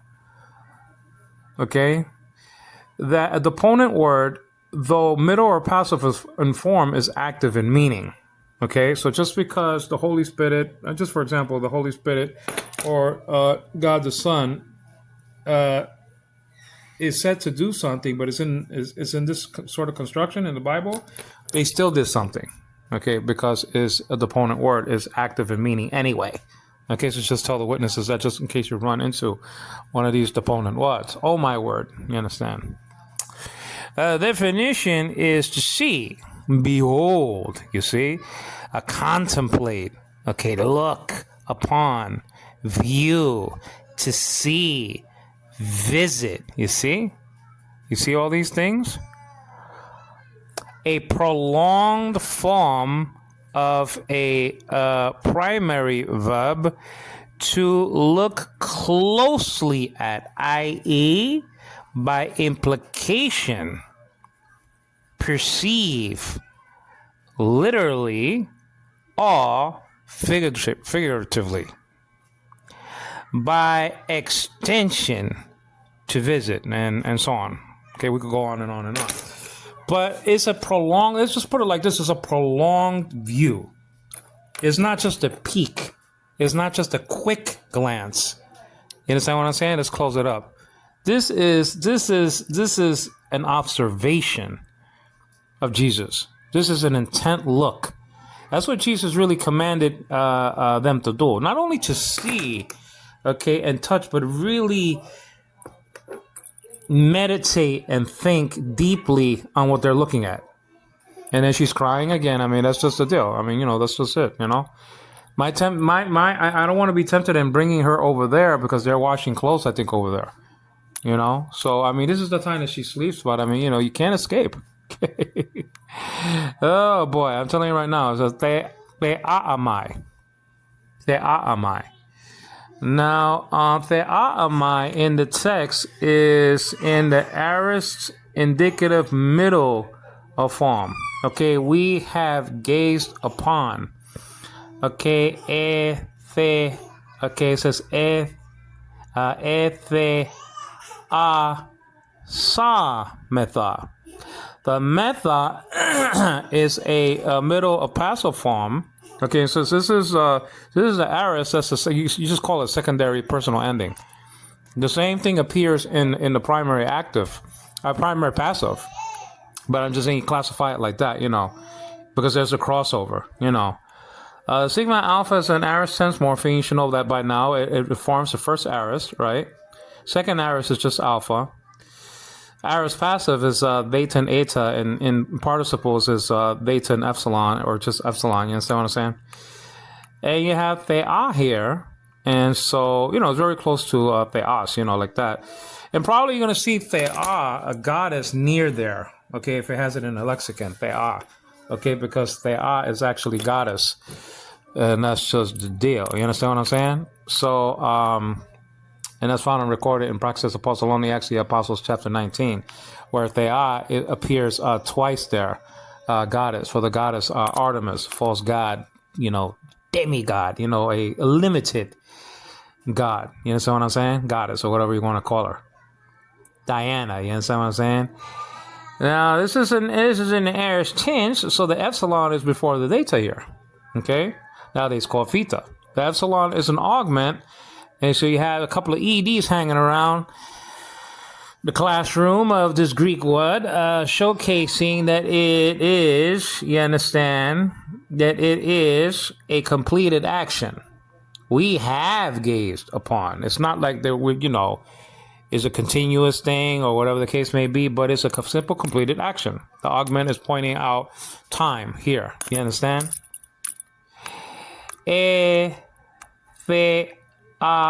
Sa meta.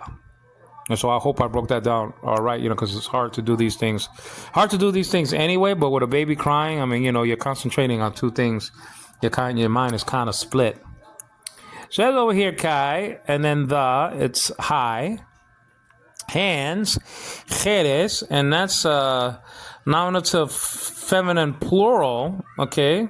So the epsilon and sigma is showing that, showcasing the plurality of it all, just like in participles. Case ending does appear in participles. Cheres. Hands, you understand, of us. Haimon. Now, I was mentioning something about Haimon. Haimon is sprinkled around, okay, the Greek Septuagint for the Trinity teaching. Okay, the number 3 doesn't appear, shalosh doesn't appear until you go to Genesis chapter 18. But still, Hamon is there in some cases. Okay, Hamon appears, I believe, in 322 of the Greek Septuagint of Genesis, and it appears, I believe, in 11:7 of Genesis also. Now, men appears as a plural personal ending. Omen as a subjunctive.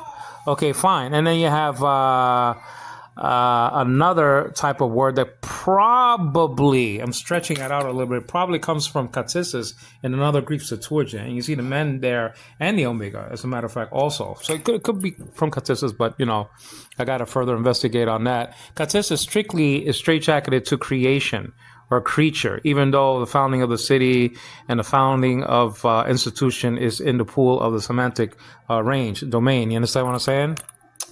But Hamon, it means us. That's what it means. Now, Nu means us in Hebrew. Mim, Menu, the Shema has it. Our God, what is it? Let me see. Shema, Yisrael, let me see. Yahweh, Elohinu. See, Nu means us, our. Yahweh Echad. That's the Shema. And Shema means to listen, hear, or obey. You understand what I'm saying? So, Nu means us in Hebrew, but men means us in Greek. It's a primary active and a secondary active personal ending. It crosses over, You understand what I'm saying? So this means us here. Why can't it mean us over there? You understand what I'm saying? In the book of Genesis. You understand what I'm saying? Now, Naaseh, Mimenu, Nereda, and Lanu are all Trinitarian delights for the Trinitarian. Trinity delights for the Trinitarian. Okay, verses of Scripture. You understand what I'm saying? Hamon. Now I already fed her, and so I have to do my stuff also, guys. I don't want to bring her over to. She doesn't like to visit her grandmother's house. So I'm either stuck with her here, or she goes over there where she doesn't like to be. So and I already did what I could with her. There's nothing else to do. She's been fed and she's been pampered. So there's nothing else to do. AIA, he who loves son or daughter more than me is not worthy of me. So we have to do our things also as a Christian person, We have to give time to God. I'll be with her soon, AIA, aorist indicative active, have handled. Okay, our hands have handled. So you see the epsilon as an augment there in front of the psi.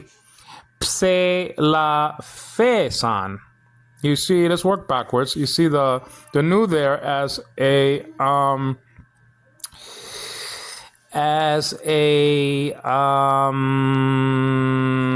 secondary active personal ending, right? Nu sigma nothing, but sometimes it's nu. Okay. Also see ain. Sigma alpha, and that's first aorist morpheme. And then you have the eta there, lengthening the alpha, I believe. That happens before transformatives. And then you have the stem. Okay, there you have the stem. The present this is aorist tense stem. Okay. And then before the psi, you got the epsilon to augment.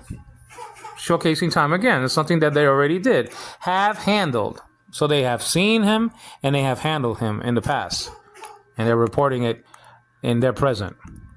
Concerning Greek word peri, Greek word to, one of 24 articles, the word lagu. We're used to logos, right? But this is one of the constructions for logos in the paradigm.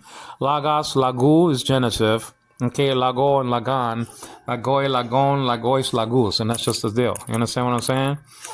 The word, logos.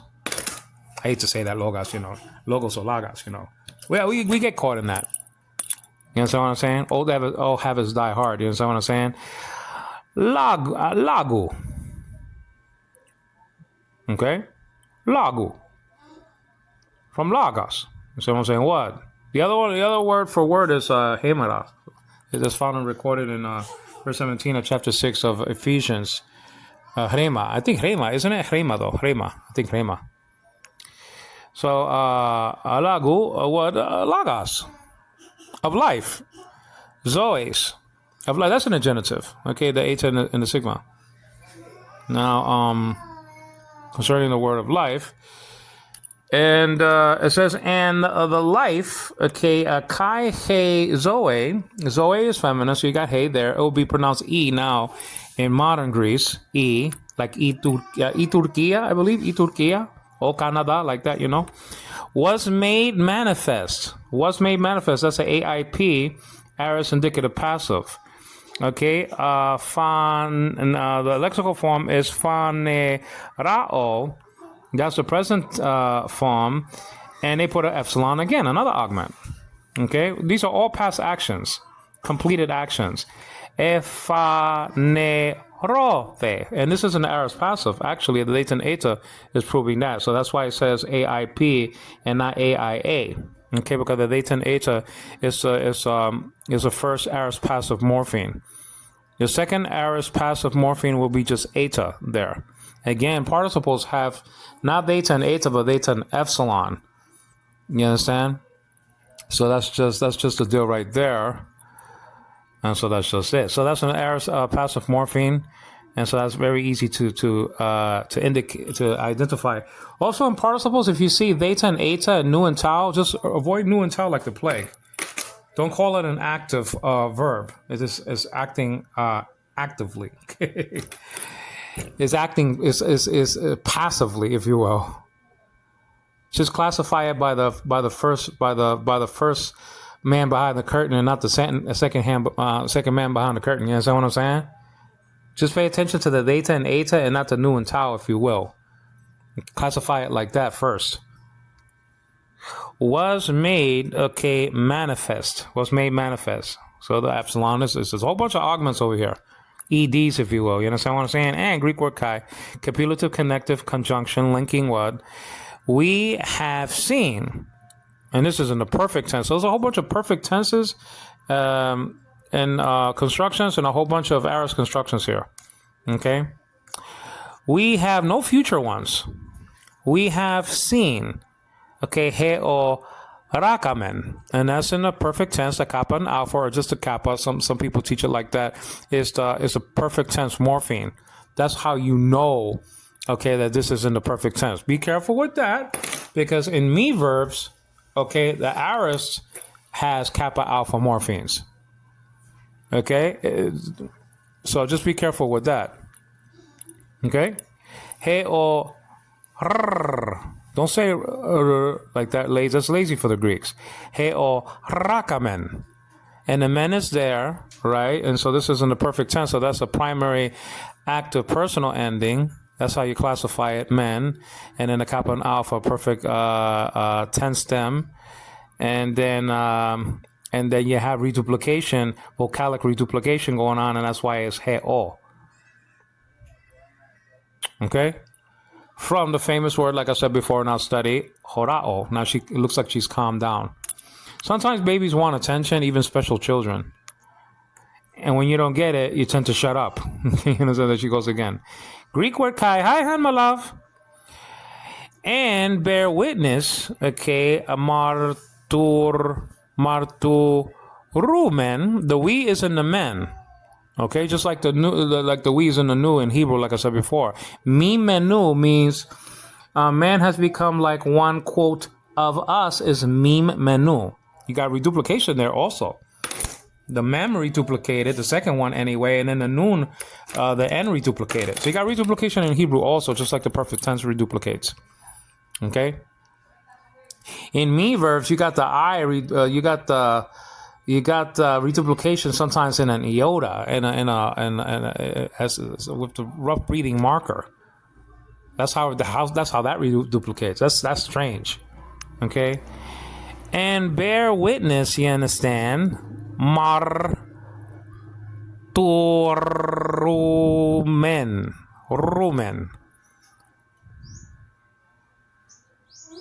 Marturumen.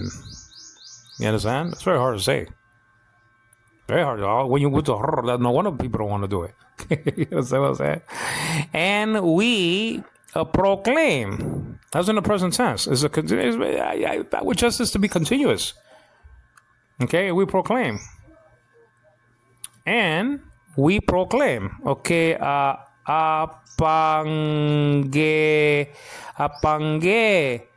lamen. Okay, you see the word angel here, messenger, message. Okay, you see a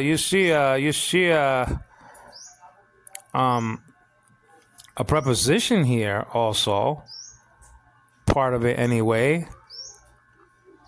Apange lamen.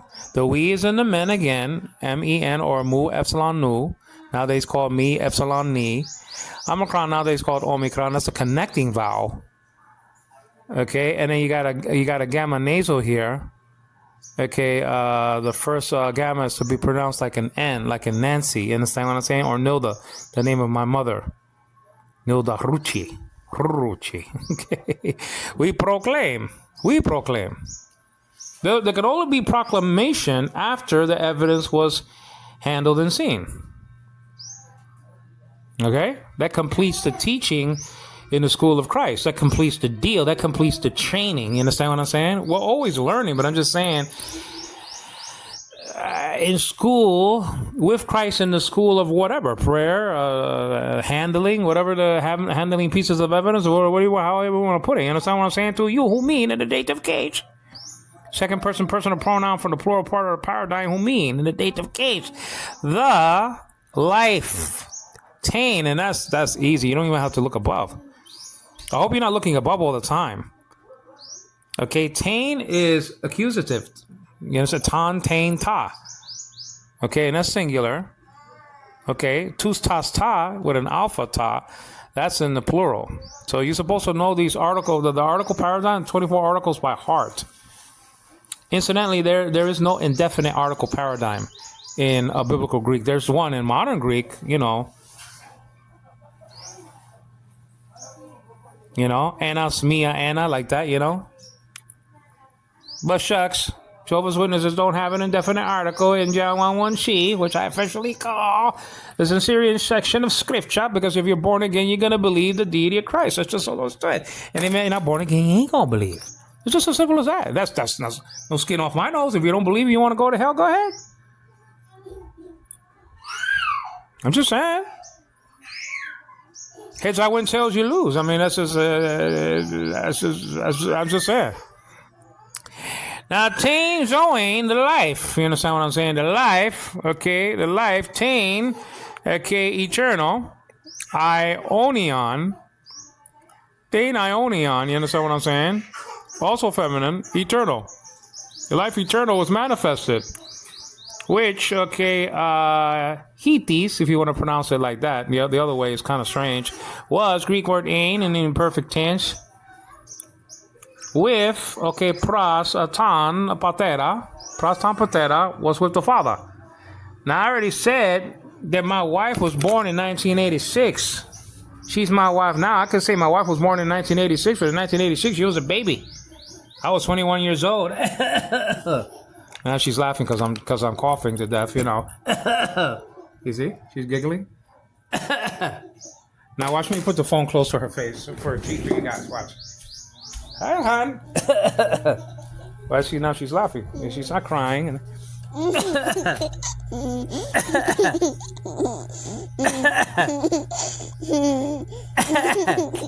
see?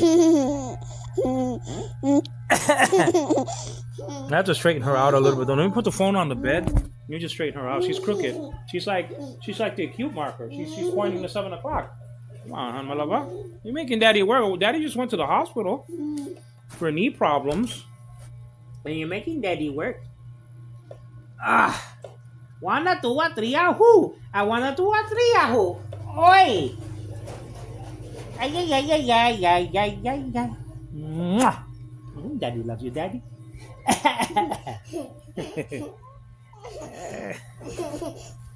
Daddy loves you, Daddy.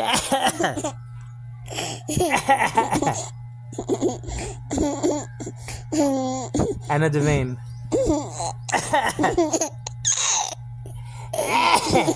Man. She's laughing and I'm coughing half to death. The deal's like the perfect tense. No, half to death. I think that's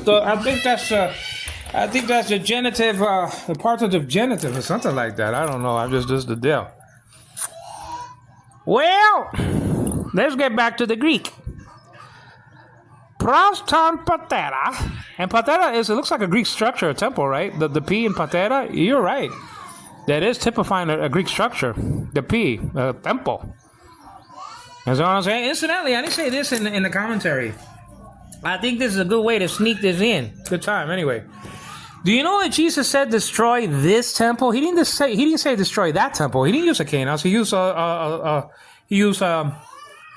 Tutan. He didn't use the word that temple in Jerusalem. Why were they trying to say, this temple took 46 years in building? Ain't what you a man of me and my No, but he didn't say that temple. He said that. That's a good point. When I was listening at my stuff, I said, something. I didn't say anything about that. He didn't say destroy that temple over there. You see, he didn't use a far demonstrative. He used a near demonstrative. His body, opposition of his body is recorded in verse 21, a genitive opposition. But he didn't use a kanos. He used hutos. And they should have known that he wasn't talking about the temple of Jerusalem. He was talking about his own body. They weren't so smart like they thought they were. I'm just saying. He used that. He used this. He didn't use a kanos. He used hutas. They're two different rules. You know what I'm saying? One is a far demonstrative, that or those, you understand? And one is a near demonstrative, you understand? This or these. And that's just a deal. Destroy this body. In other words, he was saying, but let me get back to this. Right, hon? She's still chuckling. Man, I have to do all these tricks of the trade with my special baby. Father. Now, you said, Angelo, that Jesus Christ was not the Son of God before the incarnation, before he came to heaven. Can you prove that, please, to me? Says a witness or somebody else in the evangelical church? Well, how about this? Hebrews 1, 5, and 6, and 5, 5, and 7, 3 says, no father, no mother, or I will be to him a father, he will be to me a son. That's in the future tense. How about that? He wasn't a son of God. It doesn't say NRK and Hahuyas over there in John 1:1a. Alpha. You understand what I'm saying? But some people in the evangelical church believe that he was the Son of God perpetually. Come on, man. It doesn't teach that.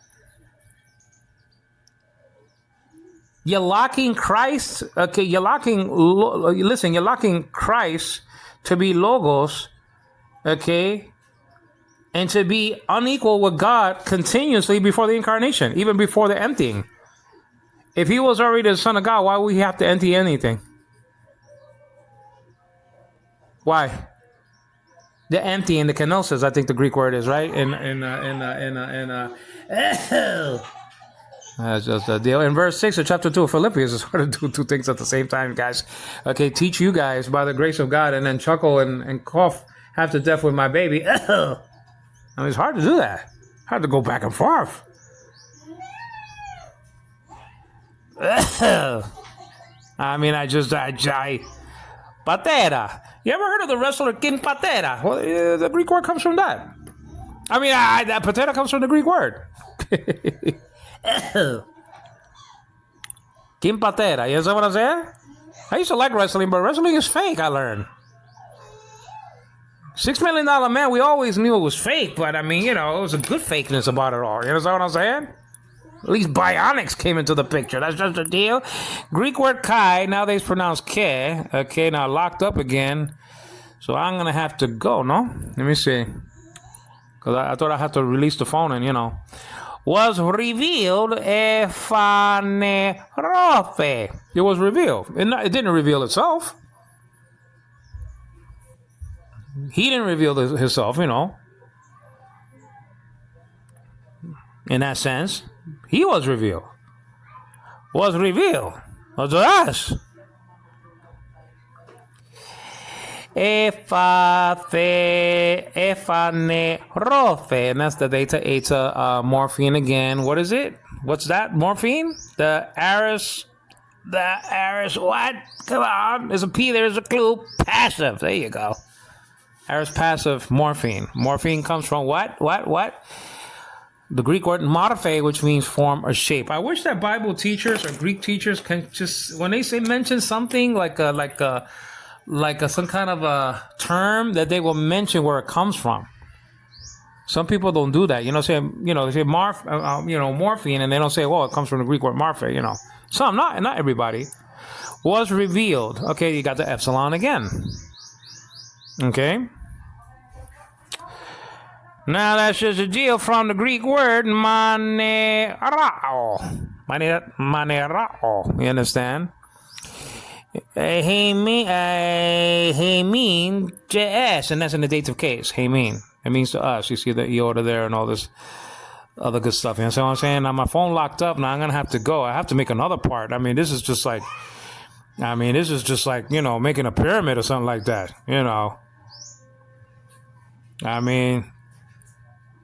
This is just incredible. You understand what I'm saying? That's just it. This is just locked up again. I have to go, guys. I'm gonna come to the other side and finish the deal. Right, my love? I'll see you.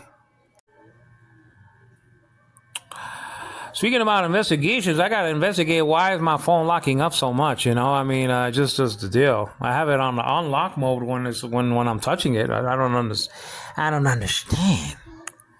And I don't think the witnesses understand that Jesus was not annihilated, neither his soul or spirit. His soul was not even left in Sheol. Azav, abandoned, Hebrew, Azav, and it wasn't in his body, didn't even see decay, corruption, shachat in Hebrew, diapathara in the Greek Septuagint. You understand what I'm saying? That's just the deal. Nevertheless, was revealed, furthermore, I should say, was revealed, the life was revealed, Je'esh says over here, revealed. You understand what I'm saying? It was revealed to us. That's just the deal. He was revealed to us. Now all those commands that Jesus gave the disciples to do will carry out to the letter.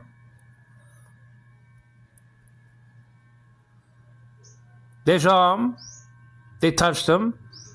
They contemplated on him. They heard him. You understand what I'm saying? That's just all there is to it. Heard, see, saw, touched. You understand what I'm saying? The imperative mood was used to command the disciples.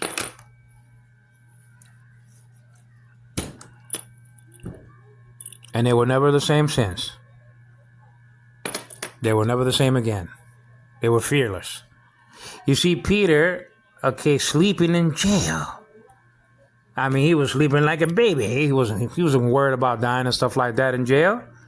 You seen the disciples, the apostles, singing praises to God in hymns in jail, in prison, bringing other peoples to the love of God. You understand what I'm saying? They weren't scared. Knocked the door. Rhoda opened up the door and then locked it again in Peter's face. It's Peter. Well, you're praying for him, for his survival. What are you surprised at? This is Christianity. They ain't worried about nothing. It says I win tails you lose. Ain't no skin off my nose. Listen, I weep for the lost. So I'm just saying, if they want to go to hell, well, it's 2 hours in hell. There'll be 2 of you there. I'm just saying, if you don't want to come, that's not God's laws. God doesn't lose. I'm just saying, we don't lose in Christianity. We only gain. We win. You understand what I'm saying? We win the battle. We win the war. If you want to be in the tower that you counted as the other sheep, that you counted as nothing, go ahead. If you don't want to take communion service, if you're satisfied with spiritual segregation, go ahead. If you want to be known as a follower of Russell, or if you dumped him, the punk that he was, and went to bed with Rutherford, not even a judge but a lawyer, go ahead. You want to be involved with a cult or sect that doesn't even give transfusion to their babies and stuff like that, and then you have to weasel your way out when you have to do it, go ahead. If you think the Great Pyramid of Egypt is on par with the Bible and kissing those skin albinos, go ahead. If you believe that, a worldwide tour was done and stuff like that by Russell, that punk is like Gilligan's Island all over again, go ahead. Serve those guys, said Joshua. But for me and my house, it's just a deal. But if you want to believe in magic wheat and corn and Jack of the Beanstalk and Abbott and Costello, go ahead.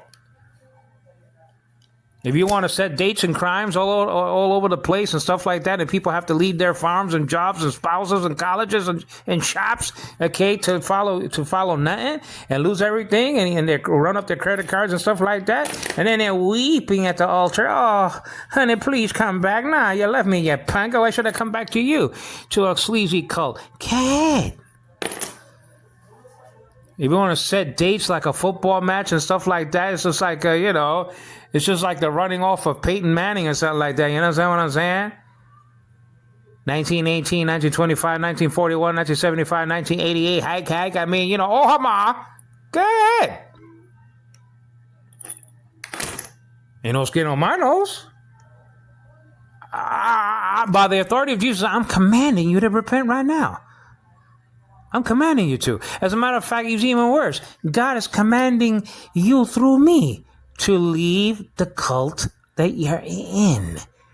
Because you're going to lead your children astray. I was just, making my baby laugh right now, man. She's a special child. She's covered by special grace. Not every child is covered like that. By special mercy and special grace. Not every child is going to be covered like that. You're responsible to give your children the truth. And if you don't, you're worse. You're worse than an infidel. You understand what I'm saying? Your spouse is near you, going to bed with you every day, receiving nothing from you. No Valentine's Day cards, no Christmas cards, no Mother's Day or Father's Day cards, Thanksgiving cards. That's out the window, so you're not even thankful to God. You think everything's a pagan holiday. No birthdays, no nothing. What are you getting out of it? A whole bunch of suicide in the camp? That's what you're getting out of it. And I'm not only talking about that phony cult, the Watchtower and Bible Tract Society, but the Mormon Church is just as bad, and all the other cults and sects and false religions, including Islam. You understand what I'm saying? And there's this hypocrisy involved. You could smell it. You could taste it. The Philip Morris Tobacco Company, you were involved with that? And then you tell people not to smoke, and you're selling cigarettes and cigars? Come on, man. But we don't believe in going to the army. Yeah, but you made military parts for the army. Come on, it's hypocrisy. And then you don't believe in politics, but you're then in some way or another in bed with the UN department. You can't make it up. You make false cards and stuff like that in Mexico so they could prove falsely that they did 1 year service. And then you let Africans, you let them high and dry. You didn't help them out. Come on, man. I wouldn't be, listen, part of something like that, man. Founded by a man who knew nothing about the Bible. All he was selling clothes, and then he became a pastor? Come on, man. Then you dumped him, and then you went to bed with Russell. Then he said, millions now living will never die, and then they're all dead, and Abraham, Isaac, and Jacob were going to return. Where they return at? And then they sold Beth Serene in secret to hide it from you punks. Beth Serene. There's a helicopter video of it because, nothing escapes the eye of the public. You understand what I'm saying? Everything is there recorded at Jehovah's Witnesses Facts.com. Then you worship Jesus in 1954 in your charter. Then you evacuated that because the truth was getting darker and darker. You left that. You understand what I'm saying? And if that light in you is darkness, how great is that darkness? You're deleted it from the 1960s and altogether in the 1990s. But you worshiped it in 1954. That's hypocrisy. Why would somebody be in a Watchtower and Bible Tract Society after all the phony dates? Thank God the Setnars got out. The Ortegas got out. The dentures got out. You understand what I'm saying? It's like the dentist all over again. You understand what I'm saying? Ted Dencher, by the way, who wrote a book entitled Why I Love Jehovah's Witnesses. You understand what I'm saying? Why? There's a reason why. He threw the book of Walter Martin, Jehovah the Watchtower, across the room, and the Holy Spirit was dealing with his fat rear end. You understand what I'm saying? He had to come to Christ. That's just a deal. And that's just a deal all across the board. God he's not begging you to come to him. He's commanding you, and if you don't, well, it's going to be the fire prepared for the devil and his messengers. That's all. How shall you escape if you neglect so great salvation? Our God is a consuming fire. Now is the accepted time. Now is the day of salvation. Take it or leave it. It ain't going to change for you. The gospel ain't going to change for you.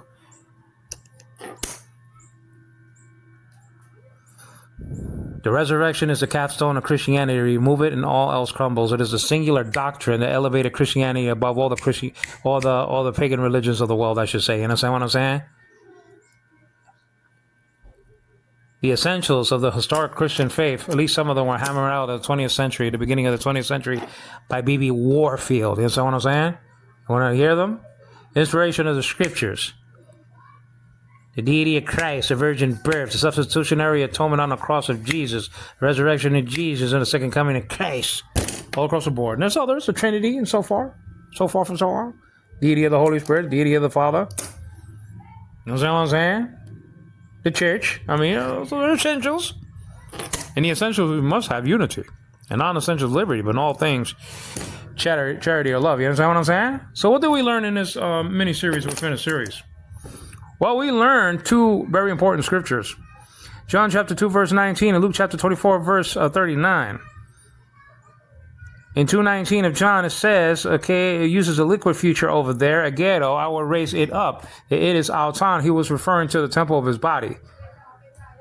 He was referring to his body. You understand what I'm saying? That's what I'm trying to say. He was going to raise it up again, not another one, and he was going to be given another one. The it is very important in that text. Number 2, Luke chapter 24, verse 39, he commanded the disciples to touch, see, and handle him. They were hearing him also. You understand what I'm saying? That's what 1 John chapter 1 and 2 says. They did what he said for them to do. And because of that, they became witnesses to the fact of the bodily resurrection of Jesus. This is Angelo Quinones giving the glory. To God the Father, to the Lord Jesus Christ, and in the Holy Spirit. God is not the God of the necron, with a kappa, the dead, or the mood in Hebrew, but of the living. And that means that Abraham, Isaac, and Jacob were very much alive at the time that Jesus said those words. Don't forget that.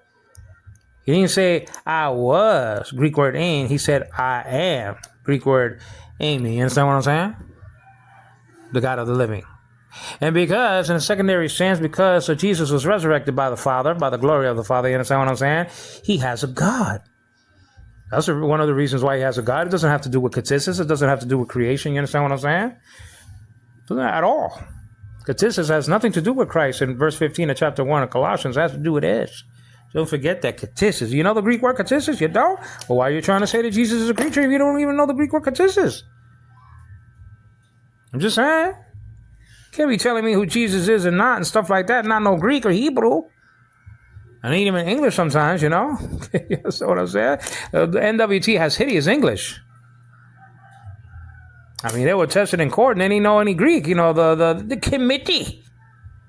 And the silver sword. What's up with the silver sword? It has a whole chapter of the Bible missing. What's up? You don't like the Bible? That's why Jesus has a God, because, he was resurrected from the dead. God is not the God of the dead, but of the living. So because Christ is living, he's his God. You got to accept the whole sandwich. Hebrews chapter 1, verses 8, 9, and 10. Not just 9. You don't just accept the ham. You have to accept the bread of life. Verses 8 and 10. God is saying, God said to the Son, hathe also special definiteness. You understand what I'm saying? You're always beefy one and complaining that it doesn't have the article, the predicate nominative there. And that's how you know it's a predicate nominative, because it doesn't have an article, guys. Good God. You understand what I'm saying? You have to understand why things don't have articles. And there are 10 different ways, says Dan Wallace, that a Greek noun can have an article and still be definite. Arche is another example. You understand what I'm saying? Numbers can be an example. Names sometimes don't have articles, but you don't say a Jesus, it's a Jacob, or whatever the case may be. You understand what I'm saying? You have to understand. You talk about the eyes of the understanding. Okay, come on. How about your understanding, though? What's your understanding? Why does it have to be brighter and brighter, though? Why can't it just be bright right off the bat?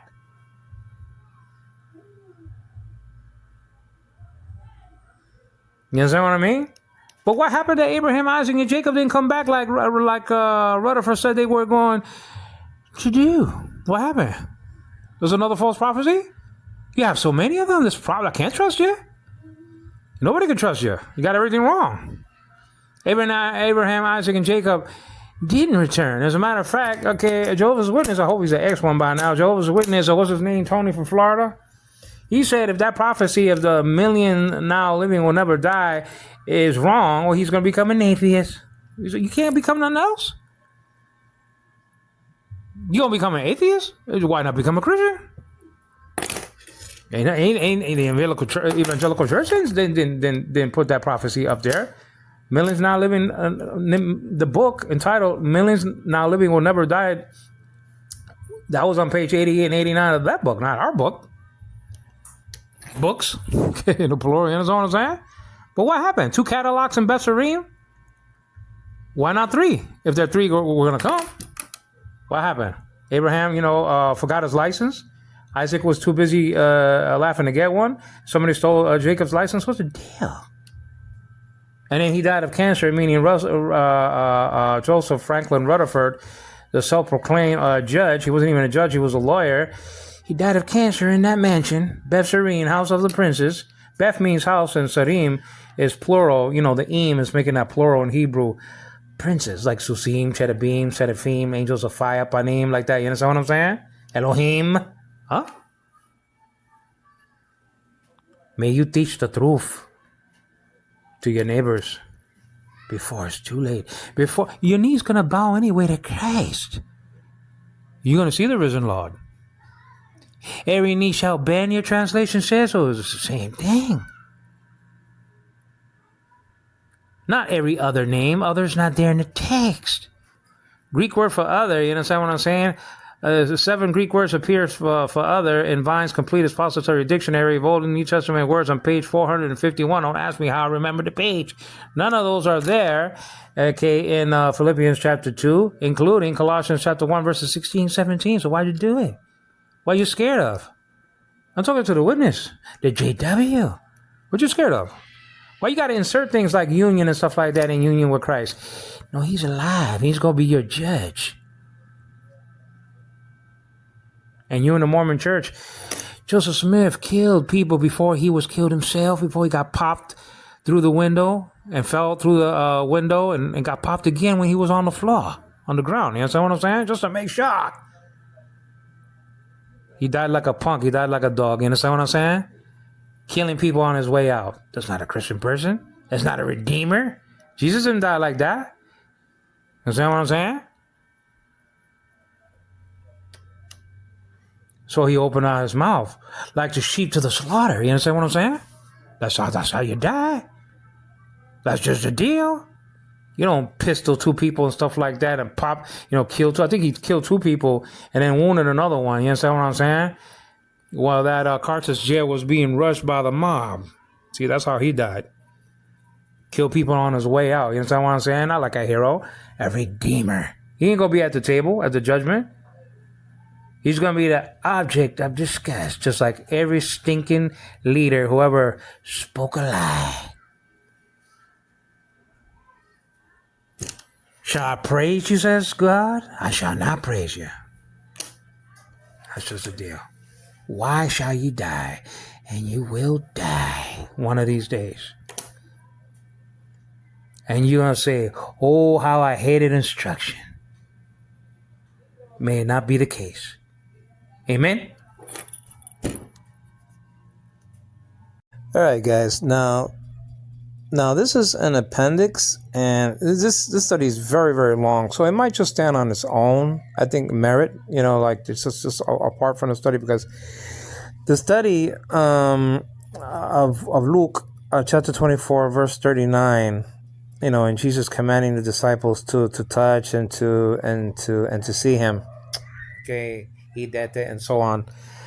Okay, it's very long, but this is very important because there are thoughts that were sort of crossed over, that sort of crossed over from this event to the resurrection. And Jesus had to say, no, I'm not a ghost. Now, I think that the NIV is using the word ghost because we tend to think of a ghost as not having a body. So that's why they didn't use the word spirit, because spirit, okay, even though Jesus said spirit doesn't have flesh and bones, but I think ghost, there's a more like immateriality to that word, if you will. It's like ghost, a ghost story, or just a ghost appearing or something like that. You know what I'm saying? Alfred Hitchcock, ghost stories and stuff like that. So there's something about that German word ghost that sort of lends itself to immateriality. I think that's why they chose it. I'm just guessing, but I think that's why. Now let's check out the story, and I'm gonna tie up. Okay, I'm gonna tie this. I'm gonna link this story to the resurrection because there are thoughts that appear in both stories. Okay, they thought that he was a ghost in this story, and then they thought that he was a ghost, after the resurrection, which was bodily, by the way, and then they had to figure that out by touching and seeing him. You know what I'm saying? So it says something like this. It says in verse 23, it says, okay, after he, meaning Christ, has sent the crowd away, he went up on the mountain by himself to pray. And when it was evening, he was there alone. Okay, which is a good thing to do. When you pray, just be alone. You don't want nobody to nag you. You understand what I'm saying? Verse 24. But the boat was already a long distance from the land. Let me stop there. There was a lady in Australia. I forgot her name though, and thank God. I mean, who wants to remember people like that anyway? But I mean, and it said that Jesus walked on a jetty, meaning that he didn't walk on deep water. He just walked on a jetty and a skid of water, or whatever the case may be. Now, she was defeated by Christian people, including Dr. Clifford Wilson, who was the president and founder of Associates for Biblical, Research, ABR, which is an archaeologically based ministry, which is around today. It's just, I don't know if he's with us anymore. I mean, he was up there, a little bit up there in age, but whatever the case may be, she was firmly defeated. Okay, now it was far away from the land. So this is very important to understand that he walked on deep water. But the boat, it says over here, was already a long distance from the land, battered by the waves, for the wind was contrary. Okay, now just check this out. Verse 25, it says over here, and in the fourth watch of the night, he, meaning Christ, came to them, meaning to the disciples, walking on the sea. Walking on the sea. Now this was in the middle of the night. I mean, this is in the night, and you see a figure of a man. You see a figure of a man walking on the water. Well, nobody can walk on water, supposedly, right? They were thinking nobody could walk on water. Now Jesus created the water, the elements of water, which we call H2O. And so what I'm saying? See, and what are you gonna say? He didn't have a body when he walked on the water. Just because he walked through a wall or appeared in a room, it doesn't mean he wasn't. He didn't have substance. That he didn't have material. That he didn't have a material body. Because you're gonna have to say that he didn't have a material body when he was walking on the water. If you're talking like that, you understand what I'm saying? That's just the deal. That's just the deal all across the board. Verse 26 says something like this. When the disciples saw him, meaning saw Jesus walking on the sea, they were terrified and said, "It is a ghost. It is a ghost." And they cried out in fear. You see? They thought it was a ghost. It's the same thing that they were thinking. Okay? It's the same thing that they were thinking after Jesus was raised from the dead. They thought it was a ghost just because he appeared in a room. Okay? With locked doors. So what? Listen, Jesus' body, even though it was material, okay, lacked the dependence that it had before on itself to maintain itself. In other words, okay, it depended on water, that was gone. It depended on blood, that was all gone. Blood and water came from his pericardium, from his heart. Okay, Martin Lloyd-Jones said that he died of a ruptured heart. Okay, that's the proof of that. Water and blood came gushing out, you understand? From the pericardium, the sac that the heart is, the heart rests in, you understand? He didn't have any water. He didn't have any blood. He didn't have no electrical impulses or nothing controlling that body. Nothing. So how did he move his feet? How did he move his fingers? How did he eat? And the digestive system, what's the deal? Well, the body was complete. It was a body, but it was completely dominated by the spirit. Not by the things that it needed to function like it did before. That's the thing. It still was a body. It still was a body. Oh, but flesh and blood cannot inherit the kingdom. Yeah, but who said that Jesus had any blood? And anyway, we're talking about corruptible blood and flesh and bones and stuff like that. Well, Jesus wasn't corruptible. Jesus saw no shachat, no corruption. You understand what I'm saying? The Hebrew word for corruption or decay, shachat, is the Hebrew in verse 10 of chapter 16 or Psalm 16. Psalm 16, verse 10. Law. It says it twice.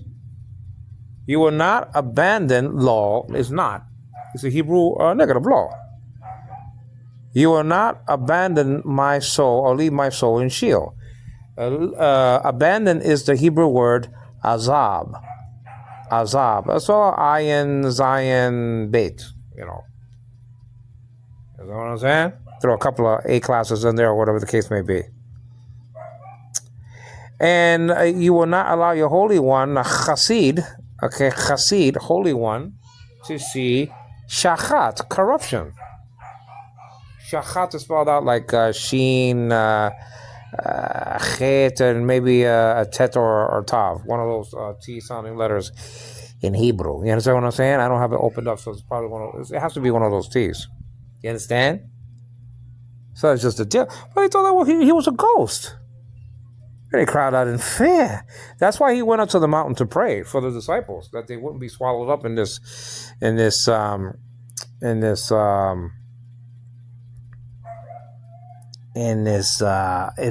hurricane or whatever they were in. You understand what I'm saying? And Jesus in Matthew's gospel stopped the hurricane, a mini hurricane from becoming a big one. Hurricane is nothing to the Son of God. You understand what I'm saying? To stop a hurricane. Man. The winds and the sea obeyed him, but he walked over he worked on the sea. You understand what I'm saying? He walked on the sea, and they were fearful, terrified. And let's check it out again. It says over here, it says in verse 26, it says something like this. It says, when the disciples saw him, meaning saw Jesus Christ our Lord walking on the sea, well, they were terrified and said, it is a ghost. It is a ghost. It's a person who doesn't have flesh and bone. It's not a normal person. He wasn't a normal person anyway. I mean, he was the God-man, but still. They say this is supernatural. This is a ghost. This is a spirit, visiting us from the afterlife or something like that. I mean, this is somebody who died and then came back, and then he doesn't have a body. He's just doing things like it was Jesus. It was the same Jesus with the same birthday suit he had on in the incarnation. You understand what I'm saying? Yeah, he had to continue his body with him. Didn't discard it in order to walk on the sea. That's just the deal. That's just it. Now let's read verse 27. Let's see what happened after that. Okay, it says over here, but okay, immediately, okay, Jesus spoke to them, meaning to the disciples, saying, "Take courage. It is I." See, it's the same thing he's saying. It's the same thing he was going to be saying, after the resurrection. Okay, it is I. He said the same thing. It is I. Do not be afraid. Now, remember why I said that we have to test even Jesus. We have to test the spirits to see if they're of God. I'm just saying. We just can't believe everything and everybody at face value. Just because we get a visitation for Jesus, we have to test him out and talk to him about the cross a little bit to see if it is Jesus. Nobody's above testing, even the Lord. Like I said before in this message. You understand what I'm saying? If it's still attached to the earlier message, you understand what I'm saying? If it's by itself, it'll be the first time you're hearing it that I said it in this study, which is an appendix. I'm just there. Test the spirits to see if they're of God. 1 John chapter 4, verse 1. Anyone. I don't care who it is. It says over here, Peter said, you see, Peter's always the first one to say something. This gospel is so true. The gospel accounts, the New Testament, the attitudes just remain the same. Peter was the first one about even before that. Forget about that for now. Meaning Peter was the first one to declare one of the greatest statements ever in this book. A couple of chapters down on the road, chapter 16, he said, "Thou art the Christ, the Son of the living God." You see? That's just the deal. So he says, the attitudes and stuff like that is dead on. And I'll give you another example real quick before we get into what happened to Peter. You know what I'm saying? It's glorious. Remember when Mary became pregnant via the Holy Spirit? What was the first thing that she did? Well, she went and tried to tell a woman about it. You see? It's so true. It's so dead on. But let's get to the reaction. Let's get to what happened. Okay. Let's get to verse 28 and see what Peter said. It says, remember I said that we have to test even if the Lord shows up in our room. That's just the deal. Now, it says over here in verse 28, it says, Peter said to him, meaning to Christ, "Lord, if either Aeon, either Aeon or A, if it is you, command me to come to you on the water." You see, he didn't say, "Oh, it's you. Okay, hi, Lord, by the way." He just mosey on down the water over here. You understand what I'm doing it by myself? No.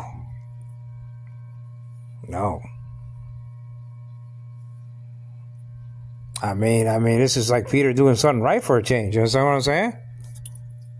He tested the experience. He didn't say, "Lord, it's you."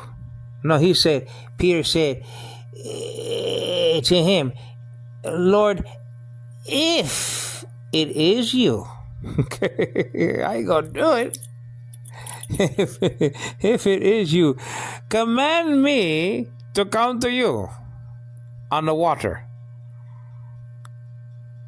That's what he said. You understand what I'm saying?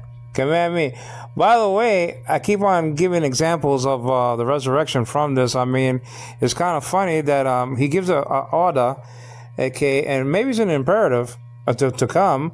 Well, he gave a few imperative moods, imperative commands, I should say, in in Luke chapter 24, verse 39. See, touch. You understand what I'm saying? Eat that day. You understand what I'm saying? Over here, he receives a command from the Lord in verse 29. It says something like this. And he said, meaning Christ said, come. You see? And Peter got out of the boat and walked on the water and came toward Jesus. Came toward Jesus. You see? That's verse 29. Now, what are the Jehovah's Witnesses going to say? That Peter didn't have a body? Peter had a body? Peter had a body? And he still walked on the sea. That's just the deal. What are you going to say about that? Oh, well, Jesus did some amazing things. Only spirits can do.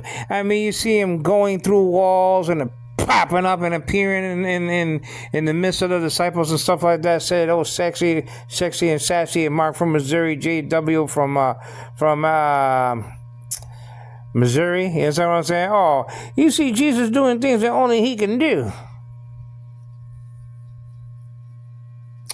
By the way, he used something from 2 Corinthians. I forgot the verse. I got to check that out. I already did a study on it.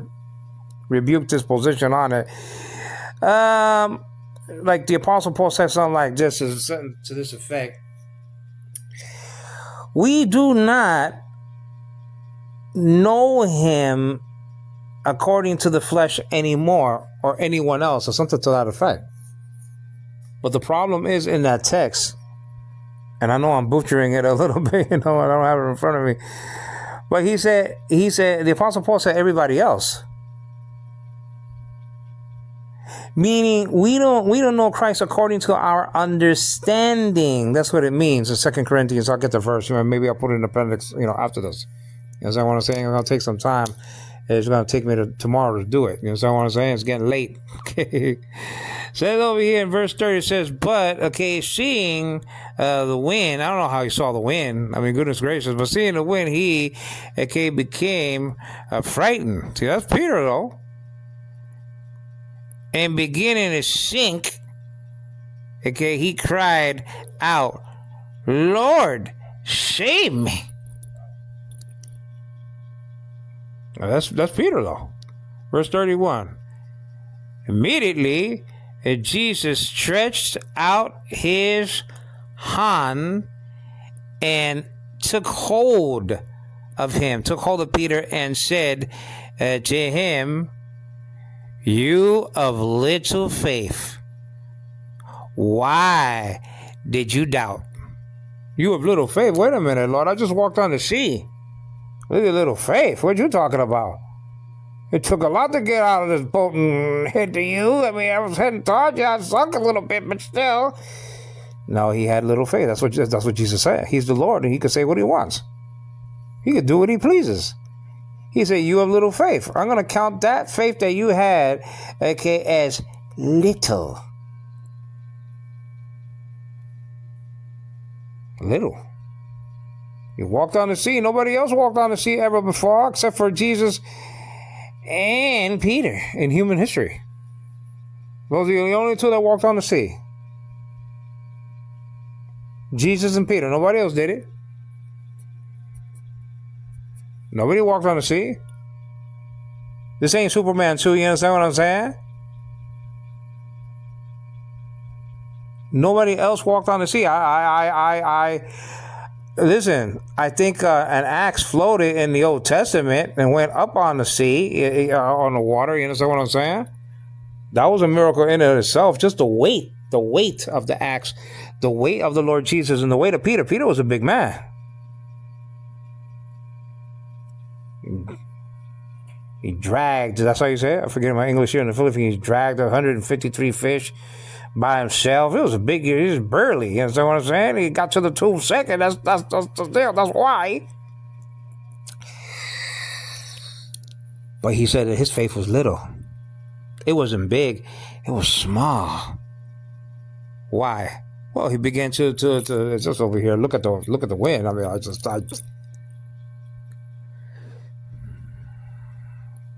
I mean, Jesus was right there. Why you got to be afraid? You have little faith. I mean, Jesus is right there. Says immediately Jesus stretched out his hand. I mean, he was right there, arm's distance. Goodness gracious. I mean, it was right there though.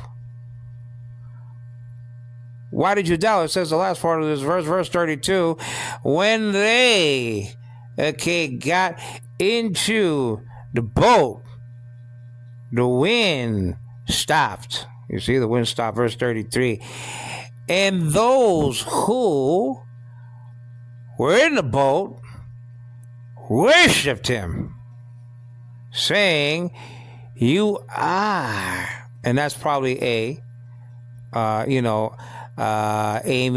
A. Eston, it's probably A. You are, certainly God's son. But they worshiped him. This is one of the many times that he is worshipped in this gospel. Was worshipped as a baby, understand what I'm saying? Around verse 11 of chapter 2. Then he was worshipped again in chapter 8. And he's worshipped over here, 1433. And he was worshipped a couple of times, you understand what I'm saying? In chapter 28, even before that, maybe a couple of more times. As Jezebel.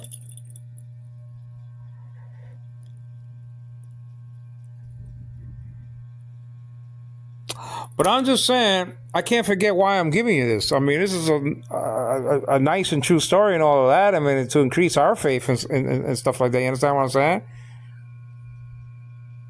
It's possible to walk on the water right now if you have that faith. It is possible. All things are possible to you. I mean, it's possible if you have faith in the Lord. And not a small faith, you're going to walk on the water. That's all there is to it.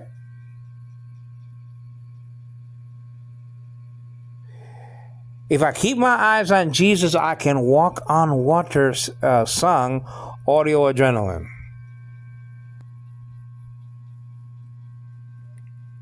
I'll be all right when the wave comes crashing down.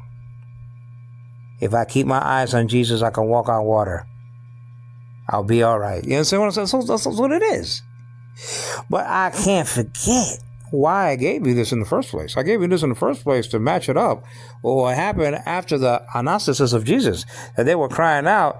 They were saying, not crying out, but they were thinking in their hearts. You understand what I'm saying? That this is a ghost. This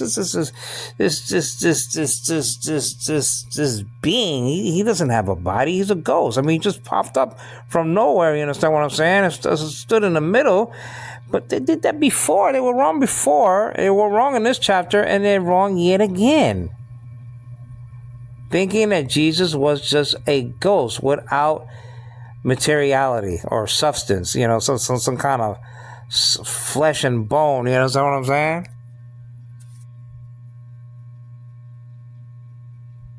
It is I, he said. It is I. It's the same thing he said.